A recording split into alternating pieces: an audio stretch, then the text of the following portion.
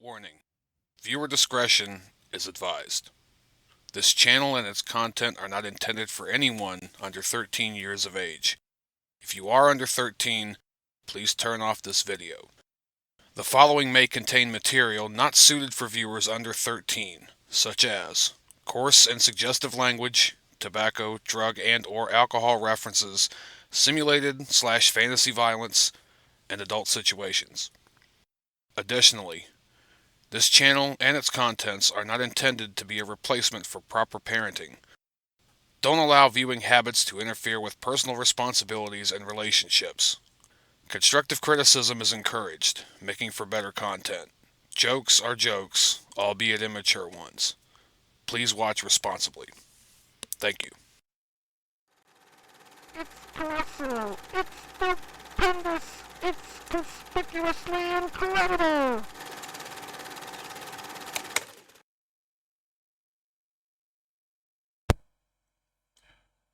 So, a little bit without ceremony here. It's probably one of my first ones I've done like this, and I don't have a proper intro and outro, but let me make sure your audio's on. But I am here with Kozmic Kitsuneame, and you are here with Mike of the Conspicuously Incredible Studio.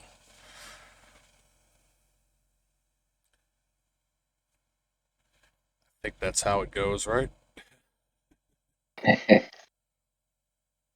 Yeah, I'm here. Yeah, on my end, it's just real plain. I've got my webcam. Just so you already know my face. They already know my face. Even if mine was on yours, but we kind of got a thing over there, and I do have your avatar, not the one I drew, but the other one that was sent. But it's you. It's actually the one I've been using when we play anyway, like games. So it'd have been Don't nice worry. later on, especially like whenever I'm at home.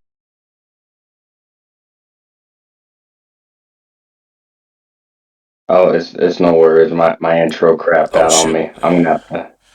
Well, I'm gonna have to go back and it's no worries. I'm just all right. Well, I think I had something going on there anyway, but just in case, I'm with Kozmic Kitsuneame. I'm not redoing it. If they know anything on my game channel, I'm not redoing it.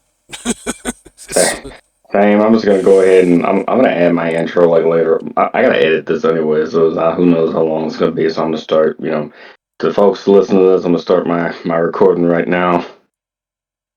Hello, everyone. This is Cosmic Kitsunami, and yeah, just back incredible guy. back at it one more again. Yeah, Conspicuously Incredible Studio. It's Mike. So the reason why we have gathered you all here today is to talk about the new King of the Hill. And boy, do we have a lot to say. I will say Oh, I right don't off, even. and I think the both of us agreed, it wasn't the worst thing. Like some of these reboots, some of this shit really kind of like, what the fuck? Like, it wasn't the worst thing. It You know, could have been I, better. I would say out of 5, it's a solid 3. It was what you expect. It wasn't stupid, like as far as ridiculous. I think there was things they could have done a little bit better, but yeah, it by far wasn't the worst damn thing I ever saw. It was actually all right.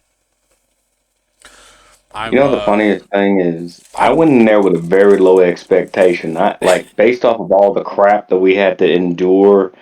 I mean, like, I'm gonna just say it, oh crap yes, like the Bertram show and the Velma show and all that crap. I kind of yeah. expected. I mean, just to just go the direction of that. Like, I went in there just completely like, yep, let's see this dumpster fire. But it Yep. it really impressed me. I mean, then again, it's like it's Mike Judge. I mean, I'm happy he at least kept some of his flair and everything. The new Beavis and Butthead was good, so I didn't have much of a reason to expect this to be bad. It's I just haven't watched as much of it as I should. I've probably seen more clips than anything, but as we've talked about this at length, whatever he was trying to do in like 2011, 2010, whatever like, God, what the fuck were you doing? I guess he kind of took a step back and then got another running start at it, and it actually is good now. But yeah, and then they're coming out with a new season here of that too. So you know, I mean, I can't complain, man. I mean, it's it's definitely been interesting. I have to admit, it's been very interesting to see like and catch up with the modern times. I mean, for me, I still prefer the old Beavis and Butthead folks. Not just biased there, but the new ones. there's something just about the old school music videos and stuff. But yeah, when they tried to redo it in 2011, they were, I guess, because they were still like through MTV. Oh, let's react to the Kardashians. Like, fuck gives a fuck about the Kardashians? It was just stupid and or Jersey Shore, the Jersey whores. So it's when they got to where they were actually getting more modern and they were picking up YouTube videos and stuff, and TikTok and making fun of that. I think that's where he hit gold. Yeah, I mean, he it took him a while. I mean, it took him a hot minute. I have to admit, it's. I mean, I've been liking what he's been dishing out. I mean, there's been a lot of people that have disappointed me over the years, and I have to say, it could be an age thing too. Is just I really don't like a lot of the new stuff. I don't even really like most new comedians. I don't tell nobody that. As quiet as it kept, I don't really care for a lot of new Well, stuff. I mostly watch a lot of the old stuff. Mike Judge is old school, at least kind of old school liberal. I mean, you got to be. Most people who make stuff like that and are creatives like that, especially of his age, are liberal leaning, albeit classic liberal. I mean, like Seth MacFarlane, I don't know what the hell he's doing here lately, but whatever. But at least, and we'll get into that with a few of the things, but I mean, Mike Judge is just on the older side, so he's not really in tune. It's kind of the whole normie thing in a way, like, Funny enough, that just happens with a lot of stuff. I noticed that when it comes to like a lot of artists, they kind of reach their peak of where they kind of just stay there. Not that they don't evolve or anything. It's just like that's their when silhouette you when kind you of thing. when you when you get a formula that works, you kind of stay there. So, unfortunately, Man, that's I'm why, not like, hating on it. that's why, like, in their time, a lot of these things are real good, but then they try to pick back up, and it doesn't fit in the modern time anymore. And so you either get where you get that, like, nobody's buying into it because it's the same old. It's kind of the whole, I don't know. Or you get the, like the meme, the Hello Fellow Kids, where they're just trying way too hard to fit in and to work in anything. And I will say, Mike Judge did do his research, it seems, where, of course, he's had to modernize the show enough, but it's more of a commentary on how the world has changed around Hank than it has trying to change the entire dynamic. Because the whole point of King of the Hill anyway was, Hank's kind of uptight ass trying to progress through the progressive 90s and early 2000s. I mean, he was out of place then. He's completely the fuck out of place now. So they've really kind of taken that formula and then just stretched the divide. So I mean, but he gets it though. He's as we'll mention later on. There's a couple of parts I wish he'd have gone a little bit further and a little bit harder on, but I mean, Yeah, you can't this really. definitely feels like a more tame Hank. I mean, I think him and Peggy Yeah, traveling.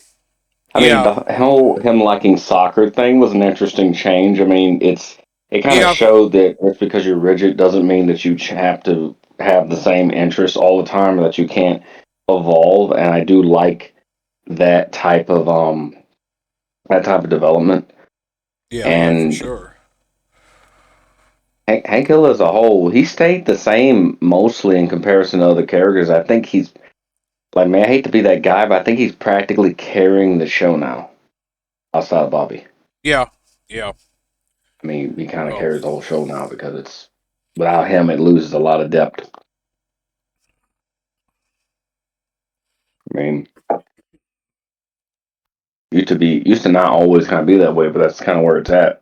And I mean, that could just be the age of the show showing. But one thing that I it's, found rather funny. I know you're not supposed to like Peggy's not really supposed to be likable, and I think people miss that often. She's not really supposed to be relatable, yeah, yeah. and they She's. managed to make me dislike her more than I ever I did. mean, she's not evil, but what's that?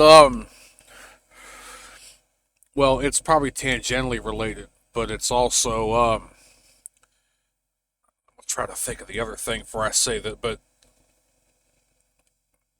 I guess her awkwardness, her good intentions, which is kind of ties into in some way she could be kind of real insensitive, sometimes downright racist, but it's that bigotry of low expectations kind of thing. It's not quite like Chris's teacher and everybody hates Chris. But it's almost more patronizing. But it's like I want to make sure you know what you're talking about, and therefore I shall be the one to correct you. Me, amigo, sir. It's like, yeah, lady, but you're kind of, off the fucking mark too over here. Like, She has this like whole thing where she thinks the world just like fucking revolves around her, and like as she's gotten older, it's only gotten worse for some weird reason. It's just they like, spent what damn. 2 years in Saudi Arabia, and now she's an expert on fucking Hindi or Farsi or it's like what, lady, what? I don't even know what language she's speaking. I mean, I know it. I don't think it's Arabic or anything like that, but Spanish used to be her thing, and it's like she just bumped from that and took all of She her did. narcissism and then bumped it She over there. she did. So it's, But the thing is, in the show, like they lived in like a gated community, like almost a weird fucking Doctor Who TARDIS like land that time forgot 1950s fucking pocket of you know this don't go on anywhere outside these walls type of shit. It was almost like a curated environment they lived in. I mean, the even like Hank had mentioned something about that after moving back home that where the little environment they lived at, that community was almost more American than America. yeah, So they damn sure replicated. They the place felt like a damn simulation. Like what the hell? mm-hmm. I mean, That's a simulation. simulation, yeah. The Rick Give and me like Rick and Morty. Morty vibes. Yep. Yeah, that's what I was thinking. This is a simulation. I mean, it kind of gave off that that kind of air. I mean, I couldn't. I thought that was. I don't know if that was a head nod or not, but that was actually pretty funny. And hell, man, this seeing Hank and Peggy go through that crap. We got to get used to this place all over again. It was kind of cool to see that. I'm like they made Bill more depressing. By the way, I don't know if anybody caught that, but Bill is like depresses the hell out of me now. Like just like I thought he was bad before. It's like he Well, just Hank, sat in his bed. I finished Netflix. You know what happens when you finish Netflix? They send a wellness check. They do a well. How do you finish Netflix? That's like saying I got to the end of the internet. I mean, hell, Bill probably would be the type to pull it off. That's the scary part about all that. He kind of come off as the type that would literally just sit there and Mm-hmm. Bill is very compulsive. I mean, like he just got old age just made it worse. That's why I was like, Yeah. just man, Well, the baseball bat to that, just. I was like, wow. But yeah, I mean, Bill ran right over when they came, and I'm like, okay, it's like nothing. It's like his whole life just stopped when they moved. fucking Grandpa Joe and Willy Wonka. I mean, you fuck 20 years of having to wipe your ass and this and that. You say chocolate factory and your ass is up dancing around. What the fuck? Oh man, just yeah, that Willy Wonka thing really got me. Just I'd have whooped his ass and then jumped in the other channel and whooped Chico's ass too. I remember I'd have been I pissed don't off. know if you remember Chico and the Man. Oh yeah, Fucking I remember the that. Like, dude, shit out there. the guy that played Grandpa Joe was the man of Chico and the Man to Freddie Prinze Jr. It was almost in a weird way like a kind of sideways Sanford the Son. But yeah, I'll jump in another channel and whoop yours and Chico's ass, motherfucker. Jump up out of bed and shit after 20 years. Yeah, that crap made me mad as hell. We were sharing double beds, and all of a sudden, I'm cured. Like, I mean, if he really wanted to like cure his like grandfather even quicker, all he had to say, "Hey, we won the lottery," and just watch that dude get up like, "Aha, hot your ass." But but yeah, that's. I mean, seeing the progression of the character is very interesting to me. And then there was like Boomhauer weirdly got better. I mean, to me, like in a weird way. I mean, like actual development.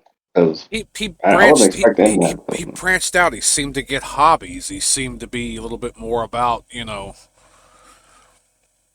doing stuff as opposed to just kind of dating and screwing around and become a bartender or a damn mixologist, man.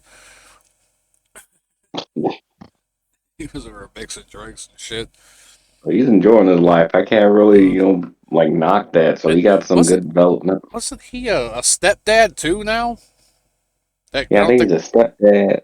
I I'm not don't. even sure it's his kid or not, but he's a stepdad, and he did a lot of stuff. I thought he was a Texas Ranger or something. I don't know whether they I think he retconned still that or not. is or was or could be retired by now, but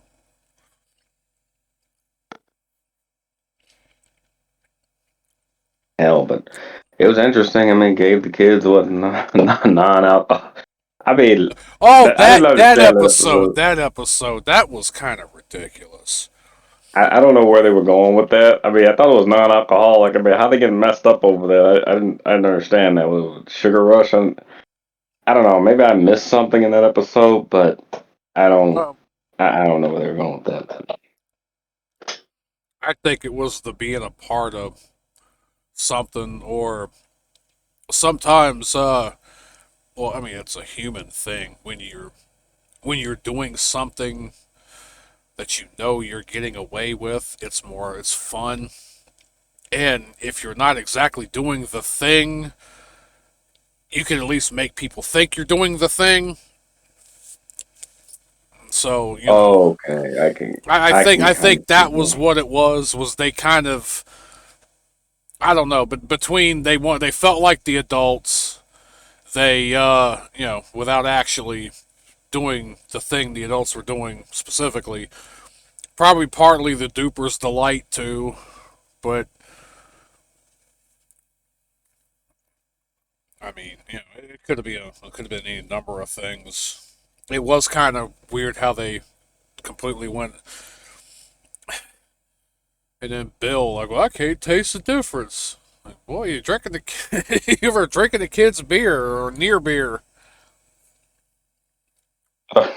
This weird thing of like trying to get the kids involved. I mean, I guess that was kind of like a weird hit at like the only thing I can connect that to is like kids emulate, like you said, kids emulating adults doing stupid stuff like, this isn't beer, but it's apple juice, so it's the next best thing. I don't know. I always thought. Cigarettes, Big League Chew, damn, Bobby 9 years old, he's got a 3 pack a day Big League Chew problem. I don't Damn. know. I don't know. But yeah, it was interesting. I mean, but Boomhauer impressed me. I mean, Dale did it. It took me a while to get used to that voice. I mean, that it had to grow on me because it just. I Oh don't yeah, know. I yeah. mean, it just took me a while. Just I was used to the old one, and Dale did exactly what I thought he would do. He He ran, then he won, then he was surprised that he won, then he came to the conclusion that it must be a conspiracy that he won, and then left. When he ran for mayor, yeah. Because, yeah, he was, for what, 28 hours or 28 minutes or some shit, he was the mayor of Arlen. I think it might have been a few days, like 72 hours. I don't remember. I think it was right, like 2 or 3 days or something like that. Yeah, he kind of won, like, on a technicality, almost kind of uncontested. And then, yeah, he contested the results of the election under the premise, well, I wouldn't trust anybody that voted for me either. Damn. Yeah, that was too. That was too freaking funny, man. Just that whole exchange. He had the power to change a lot of shit in that town if he wanted to. It kind of good he just, I don't know. I kind of think there was a part of it that went, oh shit, I won. Oh shit, I gotta do stuff. Oh no. So you think about it, I mean, like Dale has always been semi-retired in that sense. I mean, and having Joseph, I got to commend Joseph for that commitment to the trash bag thing. That was quick. That was like some freaking assassin level. Like what the hell? Joseph is just, yeah, that is definitely his son. Jesus, just on the one had to, hand, on the one hand, but he's, well, we all know, but yeah. he's Redcorn's kid too, because at that party later, he giving them MILFs the googly eyes. Like, boy, if you don't Yeah, sit down. man, somebody need to check Joseph on that shit, because holy shit, like, you gonna end up like John Redcorn 2.0. But Oh yeah, shit, I realized the whole time, not that anything's wrong, I realized the whole time I had the other camera up and not the, not the good one. It's nothing. I'm gonna reach over. I'm sorry I'm eating, I just got done driving.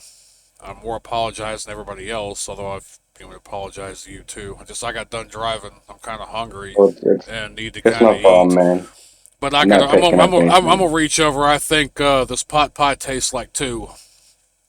So, but yeah, I did not realize that I got this nice Oh, there's no. webcam, this nice 4K webcam to do all this shit with, and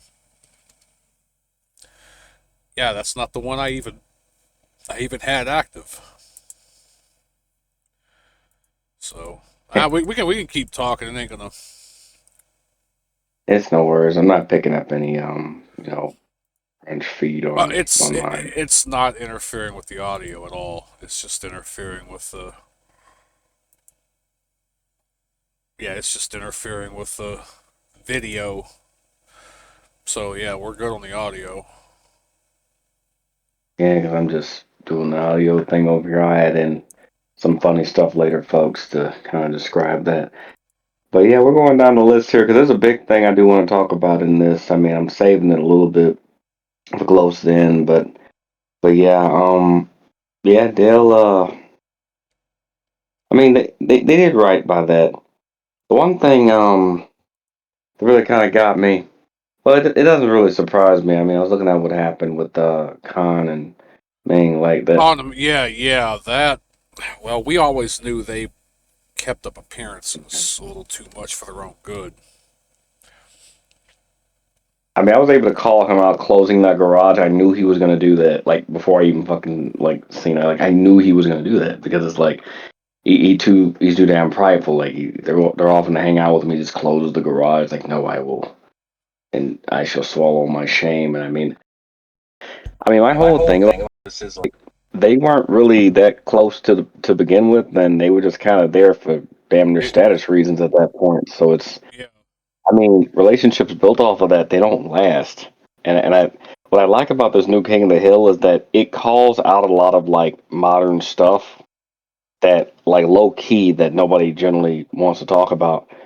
I mean, Bobby wants to be authentic. Like he did exactly what I thought he was most likely going to end up doing. The charcoal thing being different, offering like a fusion restaurant and everything. He, you know, Oh He's yeah, his yeah. own boss and everything, and so I like how he's able to get those two qualities. I don't see what he got from his mom, but I can see what he got from Hank. You know, he got that work ethic, which is Oh yeah, it's yeah. not everybody got that. You know, especially depending on the generation. I do think they kind of messed up a little bit because technically Bobby and his friend should be close to 30 if we're going by. Yeah, there's a little bit of a I don't know. timeline thing there going on. That'd have been more realistic as opposed to the whole 20th thing, but I mean, it works. I mean, Joseph doing construction. I mean, they got careers that essentially made sense, and yeah, I Yeah, mean, it's that's better. I got the webcam. Here. Click it off real quick because I'm gonna reach over and grab that other pot pipe and get that microwaving. But I had a pot pie earlier, but it got freezer burned, so now I'm using a slow cooker, folks. oh Yes, there are shit. people that still use those. Oh, I use them. Shit. Nice. Yeah, I mean, I know we use them, but every time they ever tell you like sometimes I'll use the word like I'll say the word slow cooker, and then I realize like Oh, I never thought that the act of saying that would date you, but I've had people give me like that 1,000 yard stare sometimes. what? That slow cooker, or the fact that you're not saying crock pot, or because crock pot's Yeah, like Band Aid or Popsicle. Crock pot is like a name brand. That's where slow cooker is the actual, like what it is. It's just yeah, we've that's part kind of the of reason as well. They well, either don't know or they use the other one. well, everybody's using the multi pots now, which they're good in their own right. Don't get me wrong. They kind of serve a dual purpose. You know, they can cook slow, or you can cook it quick if you really needed to. They're not bad. You can't really use a multi pot to do stuff like canning, or like when you really need the pressure and the high temperature, like for for for sterilization. You can't use it, but it'll a multi pot on the pressure setting will cook a fucking pot of beans as long as ain't too much. A decent fucking pot of beans in like 25 minutes, just flat done. So it's good for that, Yeah, but yeah, if you want to do like sterilization and stuff, no, you gotta go old school pressure cooker, pressure canner. they say about old habits. I mean, there's a lot of things that were definitely taught to us, and that they kind of it just kind of stay with you. I'm kind of frugal, or some people would call me cheap, because I will stuff to minimize my workload, or make a lot of We meals and then freeze them, kind of thing, so that I don't have to cook every day. It's just Yeah, it's for a those folks watch, for the folks watching, we're on that Mordecai Rigby thing. I remember Mordecai Rigby. They had that thing, that song they were singing. Some call me cheap, a bit of a freeloader, but I bought cups for that old school soda. oh oh yeah. I don't mean to brag, I don't mean to boast, but I got How many much for times. this mini toast? I Yeah, you don't know. remember that? Like, I remember that. I don't remember a whole lot of regular show, but I do remember that. but yeah, I just brought it up because we may do it what we had to the best of our ability, and Yeah. it feels very interesting, like being in this time period because, like, like so much has like weirdly changed. I mean, the crazy part is we ain't even that old yet. I mean, but it's No, just we're seeing not. We're not. But that's the scary part. I mean, it was there's like a huge difference. I'm 42. There's a huge difference from even when like I was 18, 19. It's ridiculous. Pre 9/11, like even that couple of years, like after shit settled down from 9/11, seemed to kinda go back to normal. it's like we had like a grace But period before all the BS like kicked into high gear. I mean, like it really yeah, kicked in high gear. Like I never thought I'd be in a time period. I mean, well, it's cool, but it's bad at the same time. Where I remember like kind of like the boomers with like the large like selfie sticks and stuff like that. I mean, we remember saying that, but now we got these people go on the internet, they're like personalities now. It's like, hey, buy my protein drink, bro. It'll give you wings and put hair on your stuff. We had ads and stuff, but just to see that shit in real time.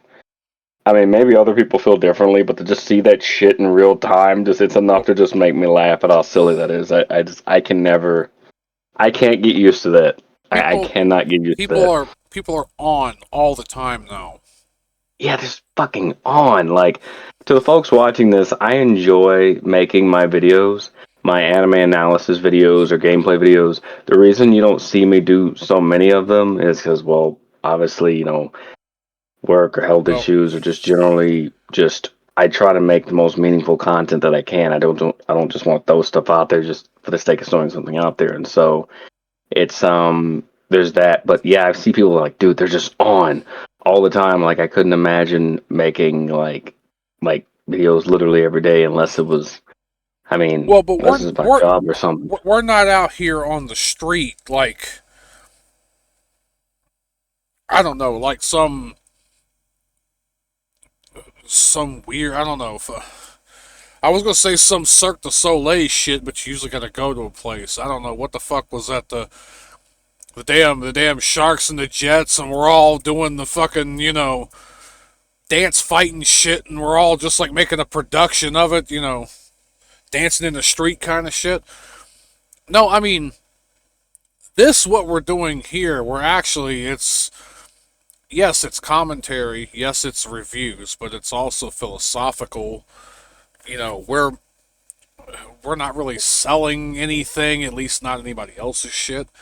You're I'm helping you work on a comic project, and I've kind of helped with the editing, and you add flavor to it, and I've got something of my own. But like what we do, we're kind of working together to kind of make something go on here. We're not shilling other people's products. We're not out here just hey, give me attention, because hey, look at how what was Cleveland show. Oh, Auntie, or it was supposed to be an analog for fucking Tyler Perry. I'm outrageous. Yeah. Crack a fart. Like, no, I we're we're I we're just a couple of guys bullshitting and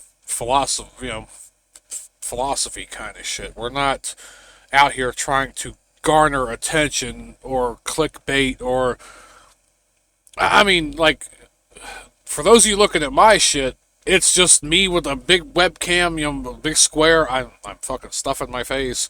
I got his icon beside of me. It's very rudimentary. I'm not trying to this and that. I already know what's going on there too. It's like that scene, the scene in the almost like a tea house or a house, the rain and stuff. And I'm on one end. I'm a Shoebill Stork, having a stogie and a drink, and he's having a smoke and a sake.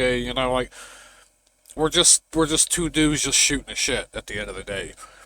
We're not out that's here like honestly it's very, very low production, low effort on my end. That's honestly what I miss, You know, about old channels as well. I mean, we used to have some of that, like we're 80s, we're 90s stuff. We used to we're very public access. have.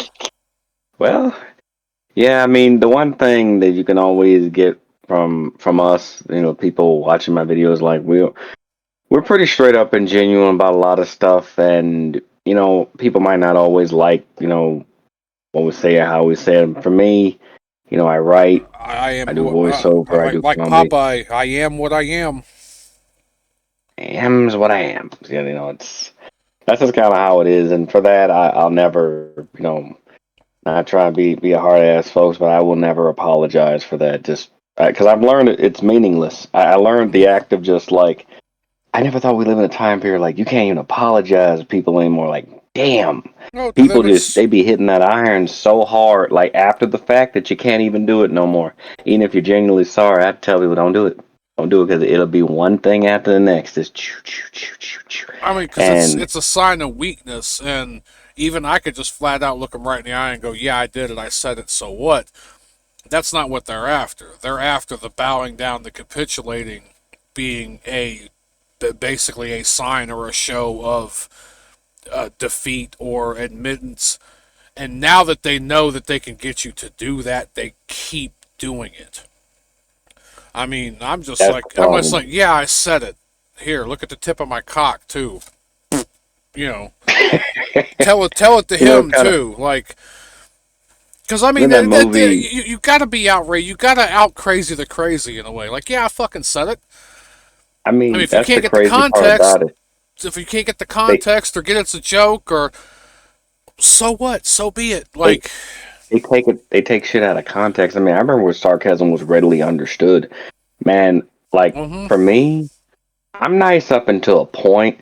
I remember when Bill Burr made that movie, and then he had to cuss everybody out, like in the scene and everything was old dads or something. I genuinely feel like that a lot of times, like because my dad always told me, be nice, be kind, be polite, but don't kiss ass. Don't ever kiss ass. It's just kind of like I something in me just refuses to do it, and because of all the crap that I dealt, like I've dealt with stuff that I can't even talk about in video. Like it's You, you, just things you, people wouldn't even believe. Like it's just like in comparison to now, like it's bad, but like more tame than it used to be. It's yeah, like being Bison from Street Fighter or some crap. You know, when Bison was talking to Chung Li, it was the worst day of your life, but for me, it was it's Tuesday. Tuesday. Yep, I mean, just pretty much. Yep. certain things just don't really bother me anymore. And getting older, I don't look at it as a bad thing anymore. Younger me was like, oh my god, I don't want to get old, but now it's just like you can't really stop, you can't really prevent that, and you know, like the reason I'm saying all this is because when I saw Bobby's character, and maybe it was the same way for you too, watching Bobby go through everything that we went through growing up.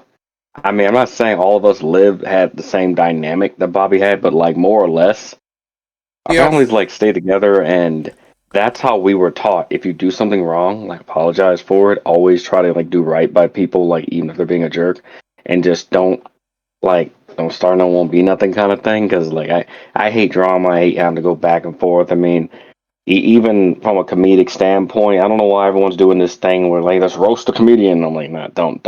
I've made people cry, folks. Just don't. You can't really. You're not gonna really get at somebody who's already kind of there. So it's just Yep. ain't there's nothing really anybody can say to me. Have been said about 100 times over, and like in under much worse conditions, by the way, mind you. What's that? So Why is that scene in Liar Liar coming to my mind now? If you don't keep it down, sir, I'll hold you in contempt. I hold myself in contempt. Why should you be any different? like man, yeah. I mean, and having all those movie references and stuff, like we grew up kind of like on this stuff, and so working on this, There was so many good movies back in the day, and now, like I was telling you earlier, like back in the '90s, there was at least like 4 or 5 good movies every year that I wanted to go see. Like wanted to go see. And in the last like almost 2 decades, there may have been 5. And even then, and it's like, I want to see it, but damned if I'm going to pay $20 in the movie theater and go through all that. I'll wait till it comes out on video. Like it just ain't shit. They ain't shit out here anymore.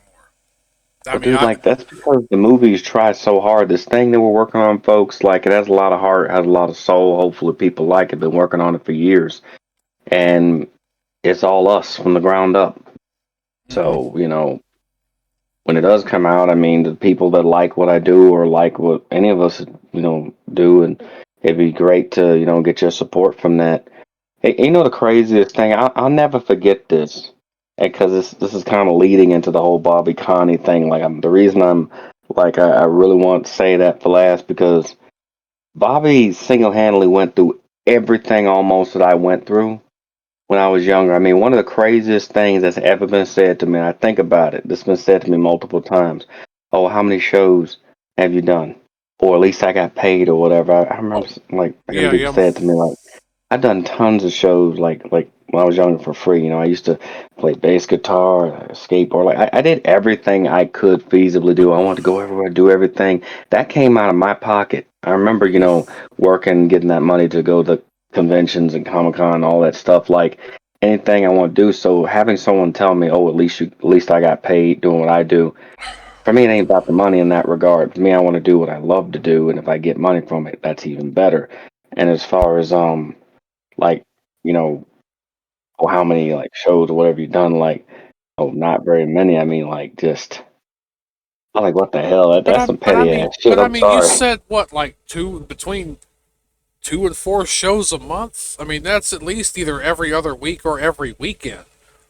With all Yeah, the those other are shit, long with drives. all the other shit you got going on and this and that, like, yeah, you were kind of doing it like amateur professionally, but you weren't like fucking selling out arenas and shit. You know, pack up here, be there in 3 days, be up there in 3 days. You know, like you were doing it on your own time and your own, your own way, your own mode of transportation. Like shit. What I mean, It's a bunch of people trying to set the metric for other people, and oh those are yeah, some long drives. I mean, when that got said to me, I'm not gonna lie, I got pretty pissed. Then I took a deep breath. I'm like, you know what? Screw it, because like hmm for other people, this whole LARP artistry crap needs to stop. Some oh people yeah, they don't have that passion.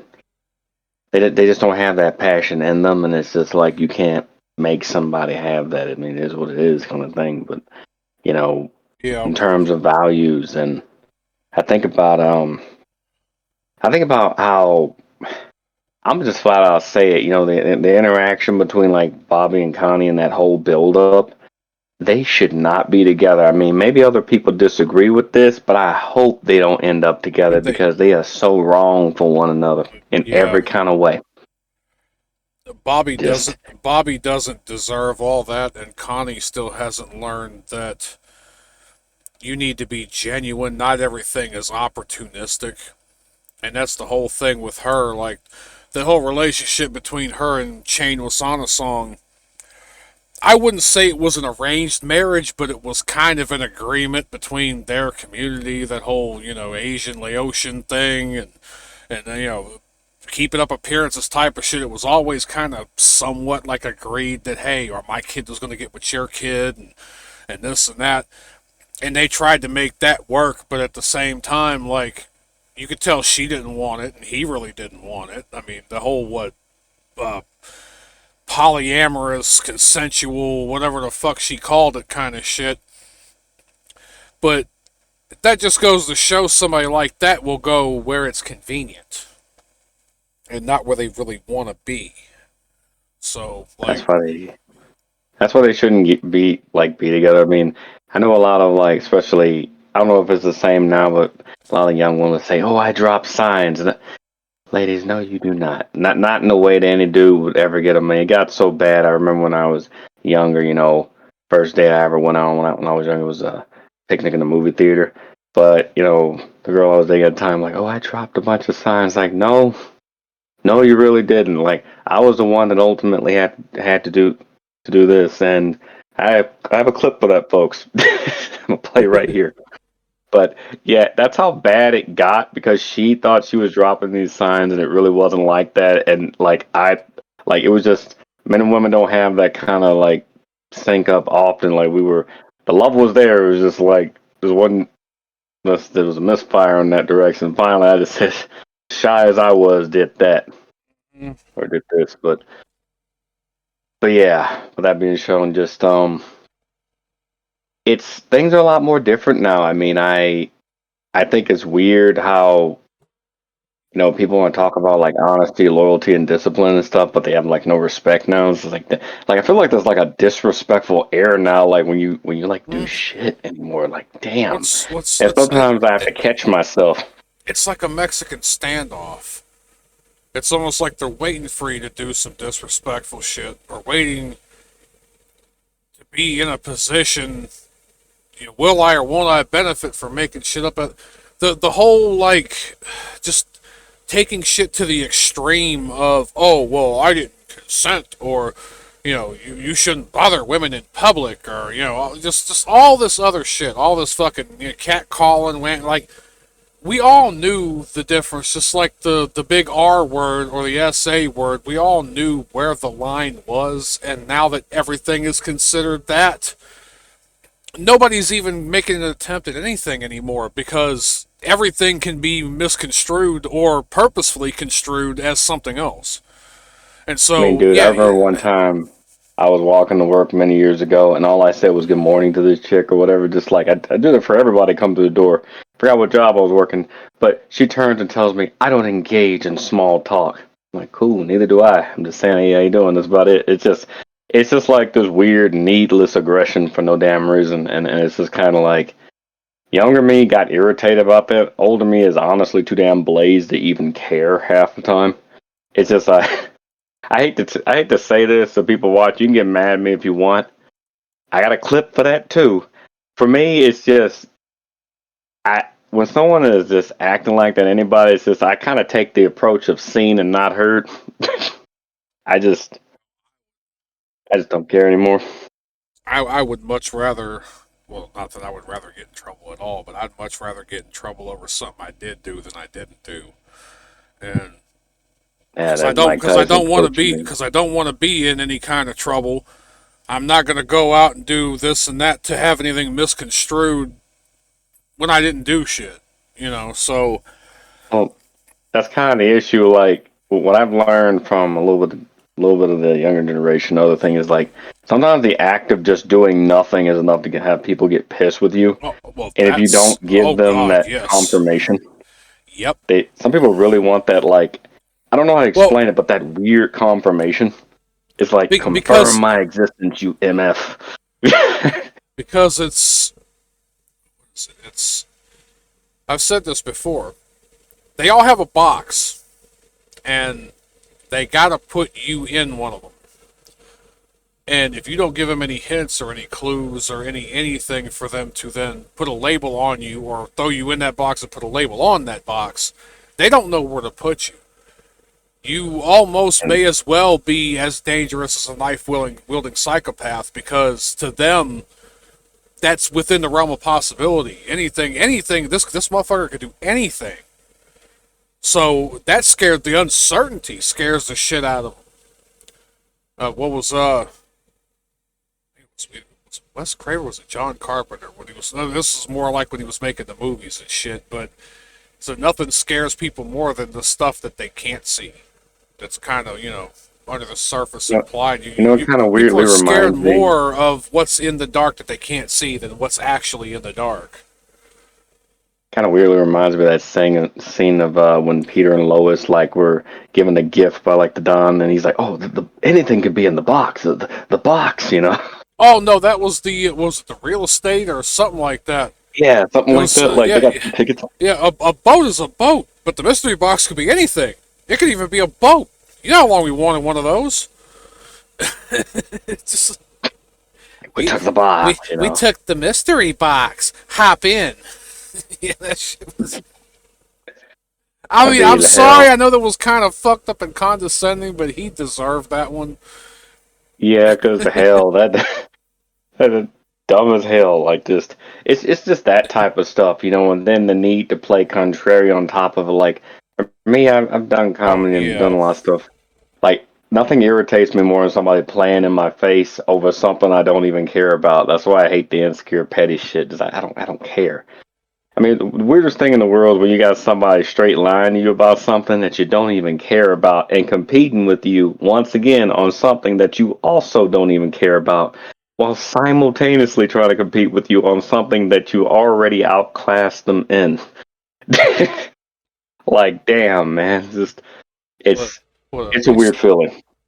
at least I don't put candy canes up my ass and sing the Christmas elves. Who the fuck does? Like, I mean, I didn't the even know we were talking dreams. about that. Like, sir, this is a Wendy's.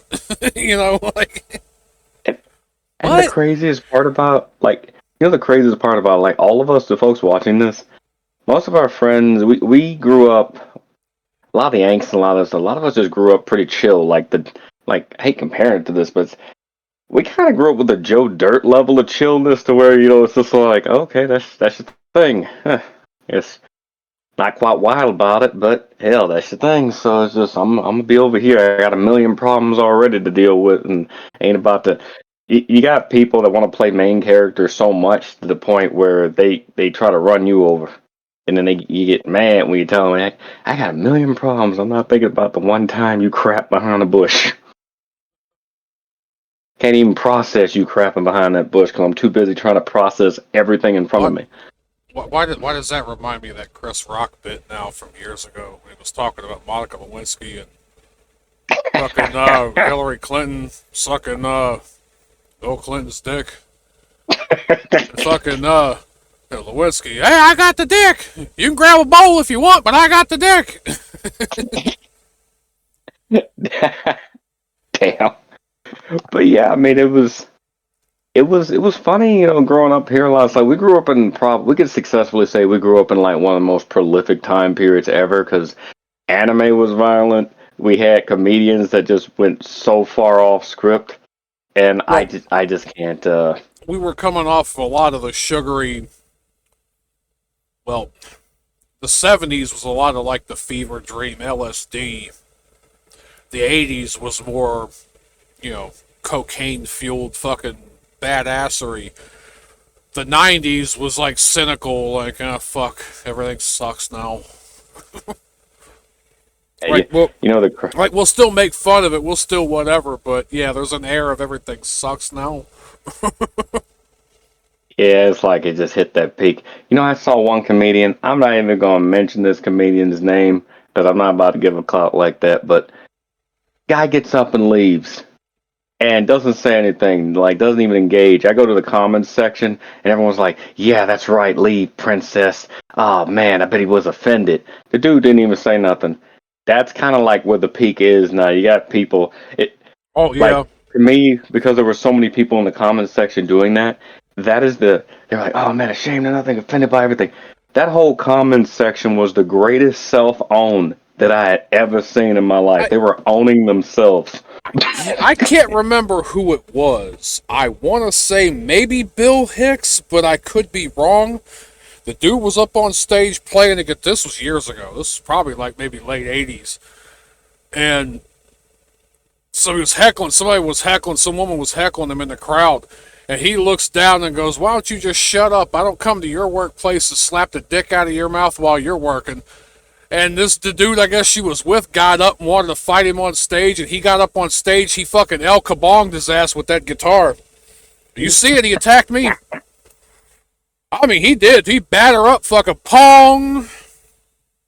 Well, I mean, microphone, light, stage, comedy show, chuckle, chuckle. What the fuck do you think was going to go on here? I mean, I don't know what the hell wrong with people in this kind of thing. I mean, we got comedians bragging about. I mean, the same comedian bragging about, "Oh, I'm the most canceled." It's kind of not a flex when you're actively trying to be. It kind of ruins the flex. I mean, like, damn. And then to have all of this comedian's fans it's like a bunch of people telling on themselves and self-owning at the same time. They don't even realize they're doing it manipulated by a tagline. I couldn't even. I never thought I'd live to see that. It's like the punchline was corny, the joke was corny. I was point to me on the doll where the punchline hurts you. They were making it seem like everybody else was mad about it, but it was them. Like, we've been getting made fun of for 30 years. Yeah, and with that crazy stunt, I hope they keep making fun of you for 31 more years. Uh-huh. Damn. Well, it's if that's going to be the thing. The George Carlin. Oh, come on. If you could take a joke, or if you could take a dick, you could take a joke. Because remember, half of you are going to leave here and go down on each other tonight. If you're going to do that, you're going to have a dick and you don't act like something I said was offensive. That's the crazy thing. Like, things are so tame now. Like, we've entered this weird realm of safe comedy. I'm letting everyone know, like, what things I write about, it can probably going to piss people off. I mean, because it does hit. Anybody can get hit with a joke. It is what it is. But it's the fact that people are more concerned with what's said than actual intent. I know a lot of people, I've encountered a lot of people throughout my life. They'll never publicly say anything bad, but they are some of the worst motherfuckers I've ever met. People are just looking for something to point at and screech like the fucking Invasion of the Body Snatchers. They want to be that person to just call it out. I called it out. I called it out. Look at me, everybody. See, look at that. I'm a good person. I called out the We, orange cat sleeping in the corner of the room. Somebody crowned me. I we, don't. I can't. I mean, I'm sorry, folks. We're we, getting a we little bit used derailed, but there's a reason. we used to make fun of people like that, and especially in school and the playground. You know what we used to call them people? Tattletales. They keep up enough of that, you don't get to play fucking ball with us. And if you do get to play, because, oh, teacher ain't letting us play, we're going to take every opportunity to go out of our way to bean you with the fucking ball. Oops, sorry. Yep. Didn't see you there. Oh, sorry. Or shoulder check you or I something mean, like that. Like, we got it. We got it back on you if you were going to be a little shithead like that. that was the thing. People got checked for shit like on a regular basis, but now it's just like can't. A lot of people can dish it out, can't take it kind of thing, and you got people just like fanning. I've seen this happen in anime. Oh, we're gonna ban the anime. Oh my god. Just Oh, I don't even try to yeah, entertain this shit's starting to fucking get ridiculous with this, too. it. I just started laughing. Anybody can't discern like between fiction and reality. They got a bigger You, problem in the anime as far as I'm concerned. you know what's fucking funny? What's absolutely fucking ridiculous? When they want to go start changing shit, putting their fingers, their shitty little fucking grubby fingers in everything and twisting everything. Why are you so upset? It's only cartoons. It's only video games. Well, then that's the thing. If you're offended by what goes on in cartoons and video games, and it's just games, then why are you so fucking offended? My God, That like, reminds me of that game that came out like Rival Marvels. Oh man, the oh, characters are too attractive. We don't like this. Okay, and then when you tell the same person go play Concord, nothing. you remember the debacle 8-9 years ago over Overwatch and fucking uh Oh yeah, shit. Why did I say striker? Not striker, but the chick, was it her ass, fucking was it because was it Mercy? No, no. no, no. I never really It's been a played the long time game. since I played that game. Everybody knows the fucking she's supposed to be Diva? British or English. No, not No. Diva. I'm surprised they didn't talk about her. She was the one a lot more sexualized. Oh, Tracer. Tracer, that's The, it. the, the girl going And zipping around everywhere. Yeah, I remember but her. it's oh well this pose that they've got her in it showcases her ass. And the funny thing was like what ass? I mean I'm not Yeah, saying the character isn't cute, but what ass? Like so they had to oh my god we got to this and that and what the fuck ever? It's a fucking video well, game. that's kind of the crazy thing. I'm gonna go out on a limb and just say this, and this might give me a little heat. I don't really care. Why the hell do we have? I remember being a teenager, I'm just gonna put this out here. Why in the hell do we have people who are beyond the age of 35 being heavily concerned with what teenagers find appealing in that regard? That creeped me the hell out on epic levels. Just, I'm not even a teenager anymore. That creeped me. And if I was, and I caution every Why teenager to say this. why is it such a big deal that those of us who, for all intents and purposes, kind of never really grew out of stuff like that, and we still kind of enjoy some of those things? Why do people got a dog pile on people our age? Well, you're just too old for that now. Not really. I mean, I can still appreciate it. Oh well, And they because want to dictate. you want to see stuff with kids They want to younger than dictate. you. And They it's want more to that. dictate how you enjoy something. Like Sailor Moon doesn't age, folks. I still know a few people obsessed to all Kingdom Come with that. Not my particular thing, but that's the whole thing about it. Are we now going to take out a damn ruler for every freaking I, character and then chronologically, yeah. this character is 9 million years old, but because they don't happen to be 5'11", what are they 5'2"? Bastard. I mean, like, are we gonna do that with every character now? Like Well, that's what I find weird you know about what that. this is. It's mostly men that get the hate for this. It's mostly by women and their orbiters that get the hate for that. And it's basically if you're not jumping up and being in service to somebody else, then all of a sudden it's like, okay, screw you. Just because I like the The thing things I about it is, like and have other interests and hobbies does not mean, one, that I'm useless, but two, I'm not going to just start handing over my I don't even want to say service, my effort, my time to people who, one, don't deserve it, and two, don't deserve it. Like, well, they want to change like how people like stuff. I mean, that's the craziest part about that. I mean, using that logic, can't watch Sailor Moon and we can't watch nothing. I mean, there's shojo and there's shonen. I really think a lot of these yeah, people need to learn the difference between those two. Like, how dare you have a male lead in something that in a category that's predominantly a male lead? I mean, you don't see them bumping over and trying to kick over all things shojo. It's just it's interesting to me, but when well, people don't learn stuff, they don't learn it. until men like it. Well, yeah, then that does actively become an issue. I've seen that. People get mad watching this, but I've seen it. As soon as this guy's like something, it's like, oh, there it goes. Right. Just damn. There are some types of shojo stuff that I don't mind. Now, it has to be dialed back on the extremely, like, sugary, ooh woo baby boo boo shit. Like, I have an appreciation more for Sailor Moon now than I did as a kid.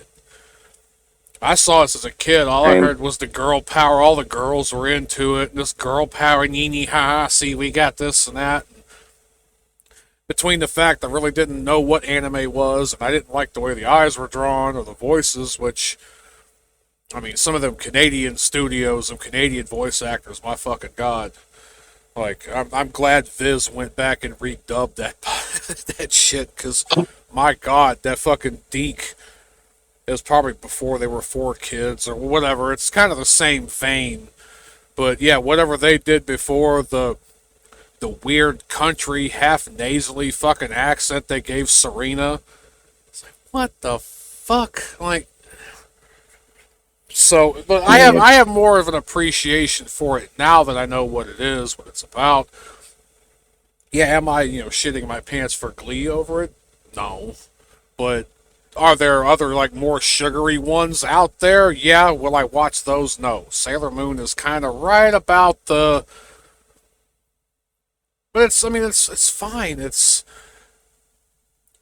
when people see I am shit looking at it. like that, all they see is the transformations and the this and the that, and either the sparkly or ooh the tee or the ooh the sparkles are just covering up the titties and this and that. And it's like when you watch the show, there are actually real dynamics between the characters. The characters have their own problems, their own wants, their own. There's really a whole big. I mean, they got pissed a handful of years ago. Remember Keijo, where they were fighting Oh with their yeah. boobs or their tits and their ass.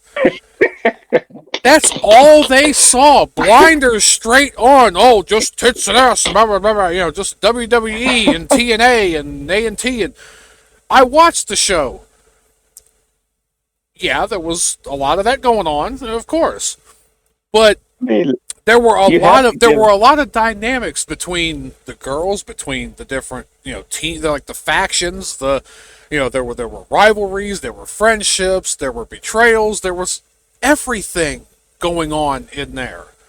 You watch it for the story too.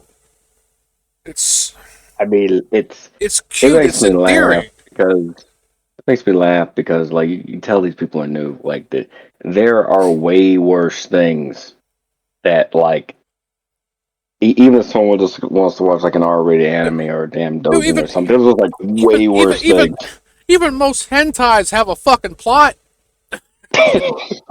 I don't even really watch hentai. Most hentais at least have a fucking plot. It all started with a flip flow. That damn flip, that flip phone messes with me every time. That's just, uh, that's, that's just something I laugh about. But yeah, that's the whole thing. I mean, it's because yeah, I remember we grew up when it was niche. We grew up when it wasn't cool to like anime. Like especially where I Oh, was, it was oh, it was not cool to like anime. oh, it was cool to us if you were in with other people who it was also cool with. But yeah, we weren't cool. Yeah, I mean, It was almost like the best inside joke. When everybody talking about fucking, this and that, what they saw on TV or horror slasher flicks, and we're over there going, we know what we're talking about. Like, we got some cool shit over here, but you guys won't know. it's almost like you have to like covet the damn thing, and sorry, I It kind of it, derailed it should have folks, been but yeah, the coveted more. whole it really should have been. If I had known like that it was gonna be like this, I think I'd have been a little quieter about it. Just as I didn't Yeah.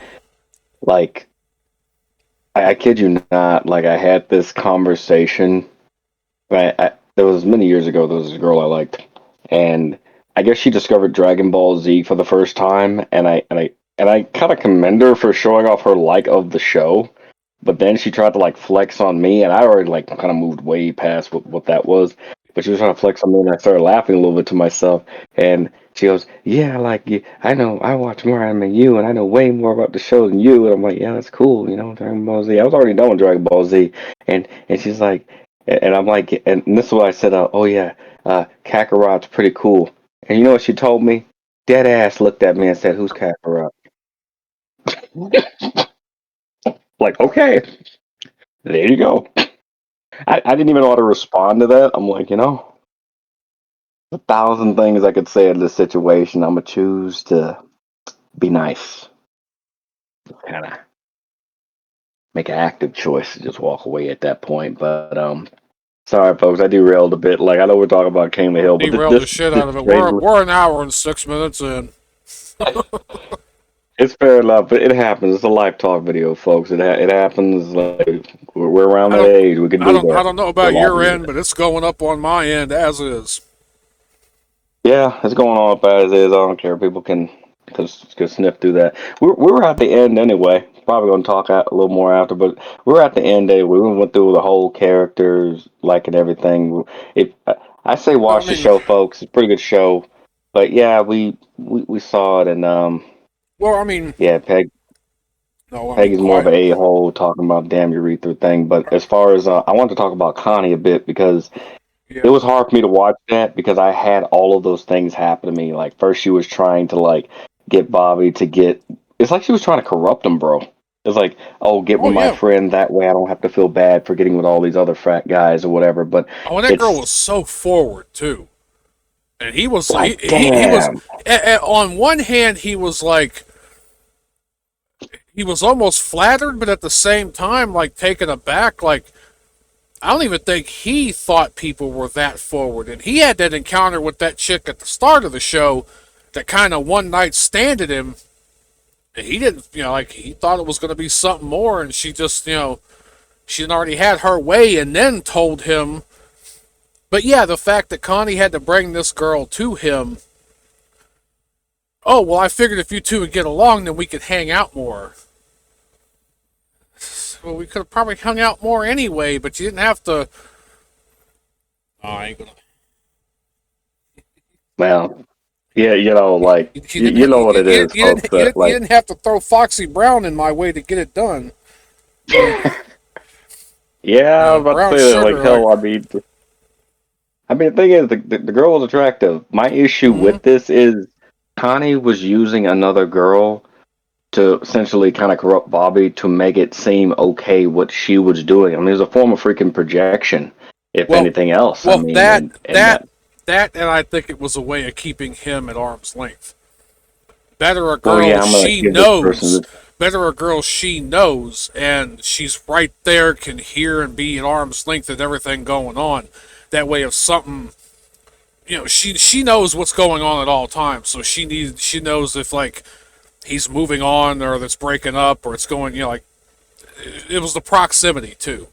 It wasn't That's just what I the kind of hate about it, a lot of people. You can't give people away. That's like the biggest freaking thing yeah. with that. Like the, I don't know why does a lot of men like women out there that like men and women had a better understanding of each other a little bit back then. Now it's just like I couldn't imagine being like in my teens or early 20s and having to like I don't even have the patience to deal with that now because the moment I hear like emotional whatever like because back then who you were with who you were with this whole emotional cheating thing like I went my Yeah. whole life almost not even hearing that. And I know some people would disagree, but most of the men and women in my family, they stay together. If they dislike each other, they stay together for the most part. It's just, I went almost my whole life never hearing that. When I heard it for the first time, I was very confused. I asked my dad, what does this mean? And my dad used to be like huge flirt back in the day. Like, he didn't know what the hell that meant. I asked Yeah. my mom. My mom dead ass told me something women came up with because they get pissed off at other guys talking to women they don't like for the most part. Doesn't mean, think about it, is everybody know who capable of what. You be around somebody a long time like this. A guy like Bobby wouldn't engage in something like that because that's not in his nature to be that way. It's just, even no matter what flirtatious thing he says, he's not the type to go around and be screwing left and right. He actually felt kind of guilty after the first time, which he should Yeah. have checked Connie for. I mean, it was his choice, but he should have checked Connie for that. I mean, I would have confronted her like, stop trying to be wingman to this. It's a bit disrespectful. Trying to Yeah. play side wingman. Nobody needs that. Nobody should want something like that. I mean, just I I think people should just talk face to face, and if you got something in common, great. You don't. But it's Connie's going around like all these frat guys and Chang and all this other stuff, and having Yeah. these weird emotional flings. Most men don't really do that kind of stuff. I mean, I don't know how it is now, but growing up, it wasn't really a thing. I mean, certain kind of guys, sure, but guys like Bobby, no. No. Bobby don't even like you. Just know, you just know who's in. And I wish everybody would spare me. Don't say what you won't do. Crap. That's a cop out. That's a major cop out. Johnny in the wheelchair not gonna start walking just because someone snapped their fingers and said "yoo-hoo." Mm-hmm. Never seen it happen. Never once seen it happen. Got a golden Right. ticket. I just, That's what we call a callback. well, yeah, I never seen that. Like my thing is, if somebody's gonna do that, gonna be that way, just be that way. You gonna sleep around, sleep around. You're not. At least make that apparent. At the very Like least, like like like just with like with have some kind of Boomhauer, like, he was honest about it. He never made any bones about this is what I do and this is what I want and take it or leave it. like I weirdly respected Boomhauer for that because like he wasn't trying to pretend that that wasn't what he was doing. Like he was just Yep. so upfront about the crap. Like, yeah, this is Boomhauer, man. Like that internet, click, click, click. Easy, man. No, but when he tried to take Bobby around and Bobby wanted him to show him how he picked up women. And so he did. And Bobby didn't quite like the whole, oh, so you just basically just keep asking and asking just any old person until somebody says yes without discrimination? And he's like, yeah, pretty much. Well, what about if you care about them?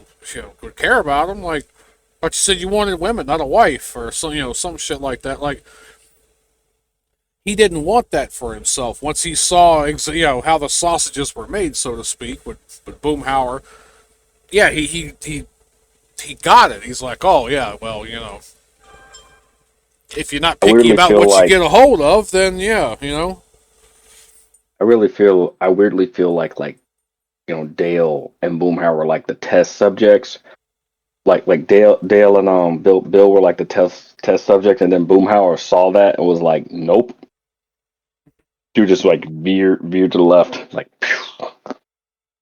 just like it just kind of felt that way. I mean, Hank ended up with the most stable relationship, but then again, you know that was built under Well, understanding. I don't yeah, think that Connie and Bobby can build that understanding because Connie is too wrapped up in her own family crap, and then Bobby's not insecure. That's the thing. I mean, maybe yeah, about his weight a little bit, but that's about it.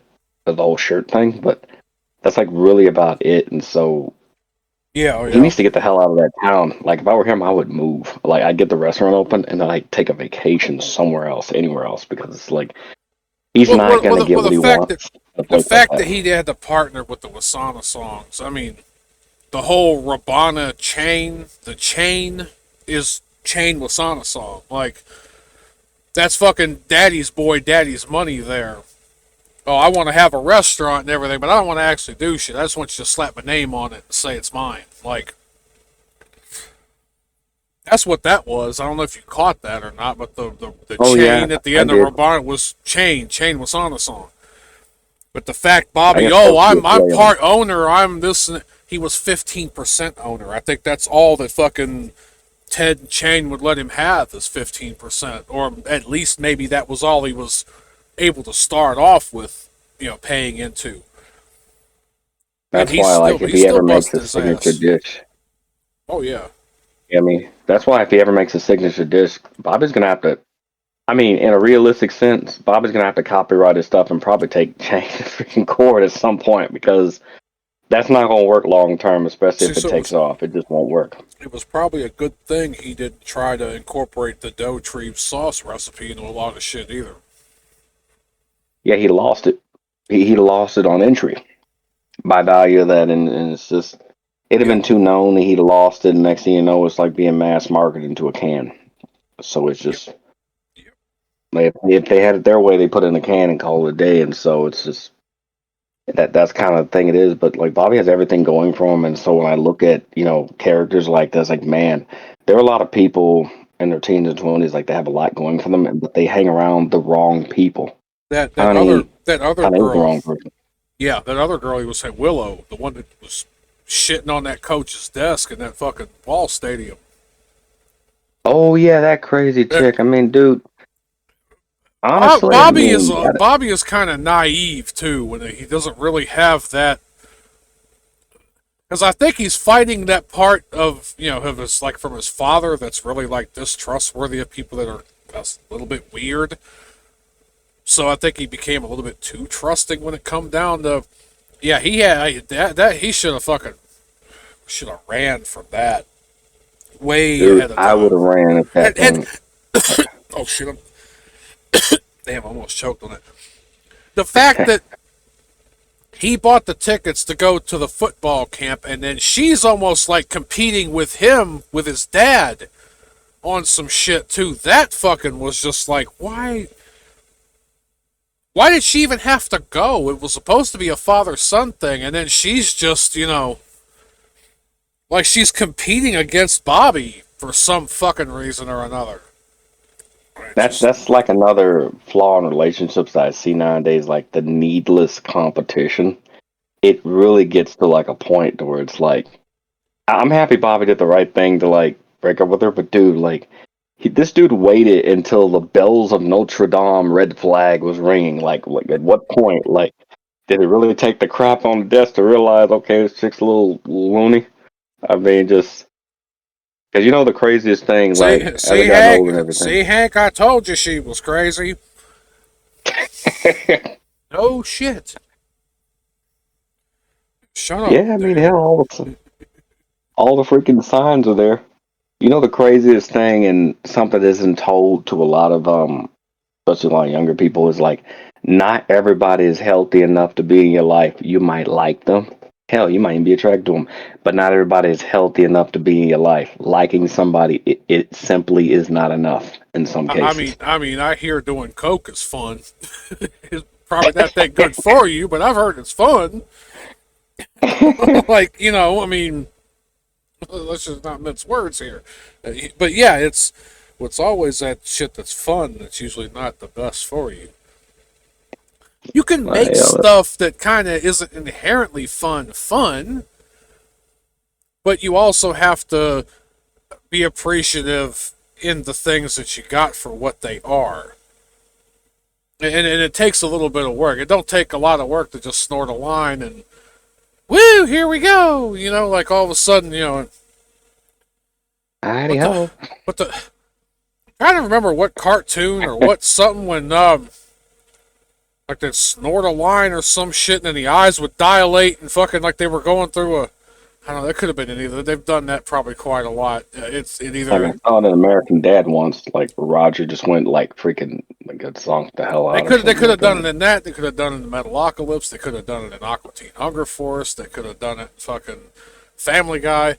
But that's the like snort a line, then you're off on a magical mystery tour shit, just kinda hey, we're here for the ride.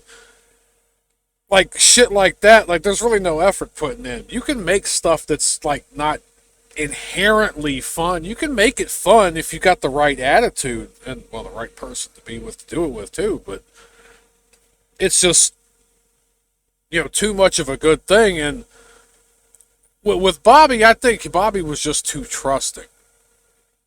I mean, the other girl, the other girl at the beginning kind of pulled him. Like, he actually thought it was going somewhere. He was under the impression of something else. The only reason why it didn't work out with Connie's friend was she was so fucking forward. Like, he just didn't know what to think. He didn't have time to fucking think about it, yes, no, whatever, before that fucking, that scared fucking, scared she was going to snatch his boo-boo up kind of thing kicked in. And, that fight or flight really with him was like, oh, fuck no. Like, That's kind of the he was thing. I too mean, trusting. and he too damn trusts her. I mean, we've all, weirdly enough, we've all been there. Like, that's what's so Yeah. relatable about that Yeah. particular thing. I remember being younger and having every last one of those games kind of pulled on me. That's why, like, me, I don't even tolerate it, man. I shut that shit down. I walk away. Like, it's just really to the point where, I mean, not even in a mean way. I just get up there and just freaking leave because it's not an ideal. It really isn't an ideal situation. And yeah, there are things I wish I had known, like like now back then. It's just it sucks, like to have that kind of engagement. Now there are things that I will never tolerate ever. Like when you're like a younger guy, the folks watching like you're teens or something. I realize like now, like a lot of teenagers, like especially like guys, like will tolerate shit that nobody should tolerate, like under any circumstance. And now it's like you have to get that they get that boundary like right there and like or have that line. Now for me it's like if it goes against my own like little set of values or anything like that, and I let some stuff slide. But when it hits that hard line, I get up and I leave automatically, no words, no nothing. Anybody question me on it, you might get blocked too. I'm just gone. Like, not even gonna have the Thing is, conversation, more the discussion, just gone. it's called the give a fuck scale or the give a fuck factor. When we're real young and wide-eyed and optimistic, we're learning new shit, we want to experience new shit, we have a lot of fucks to give. Here a fuck, there a fuck, everywhere a fuck. The more you've been through, the more you see, the more people piss you off or try to get one over on you, the more you realize you can't do a lot of that shit. The amount of fucks you have to give starts getting less and less. Until, you're basically like in your 50s, 60s, 70s, and the only give a fucks you really have is making sure your bills are paid, trying to watch your fucking health, and trying to keep from shitting in your pants going from the recliner to the fucking bathroom. That's it. Like, anything else, I don't got fucking time for. Just as you go through life, the amount of fucks you have to give just become less and less. So yeah, I don't have time for people like that. I just, I don't have it in me That's anymore. one thing. That's one of the things I noticed by getting older. I always thought I was gonna be like, just on, but now it's just like I've had to tell a few people, even younger people, like, and folks, I'm no like guru on this. Okay, that's went through a lot of crap to get here, but it's just it's Neither one of us are experts. I think that's pretty well established. yeah. We're not claiming to be doctors or attorneys, or we're not claiming to be anything but just a couple of guys with some life experience. Take our advice or don't. Honestly, We're just shooting the shit. You can compare us to the Oompa Loompas. I mean, I just need the right flute. I mean, no, I'll just I'll come out dressed like fucking Sergeant Pepper and start playing Admiral Halsey on a piccolo trumpet.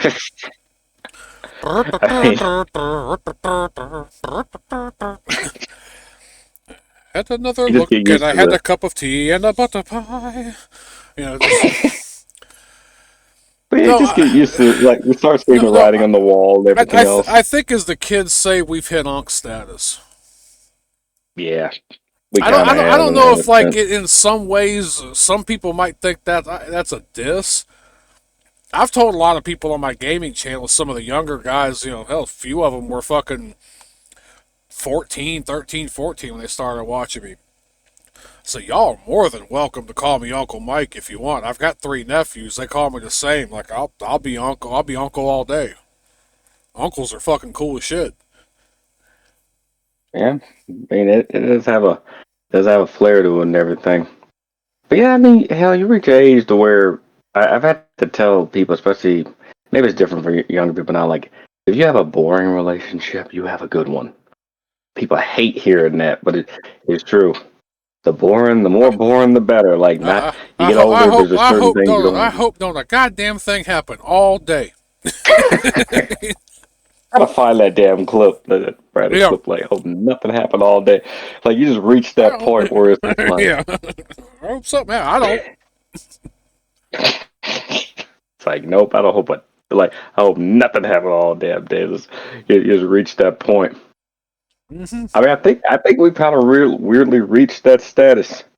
Either what we reached the Smokey and Ice Cube, Smokey and Craig status, or uh, what Oh, was but it? that was Day Day Day Day. and Worm. That was Day, Day Day and Craig that in that one.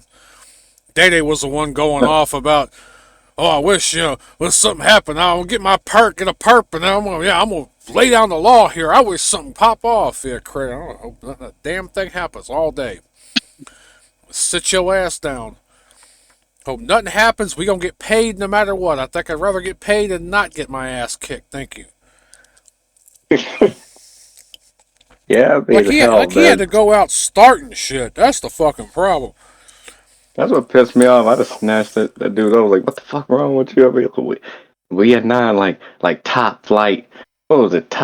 Oh, Top we're flight top flight security. security of the world, Craig.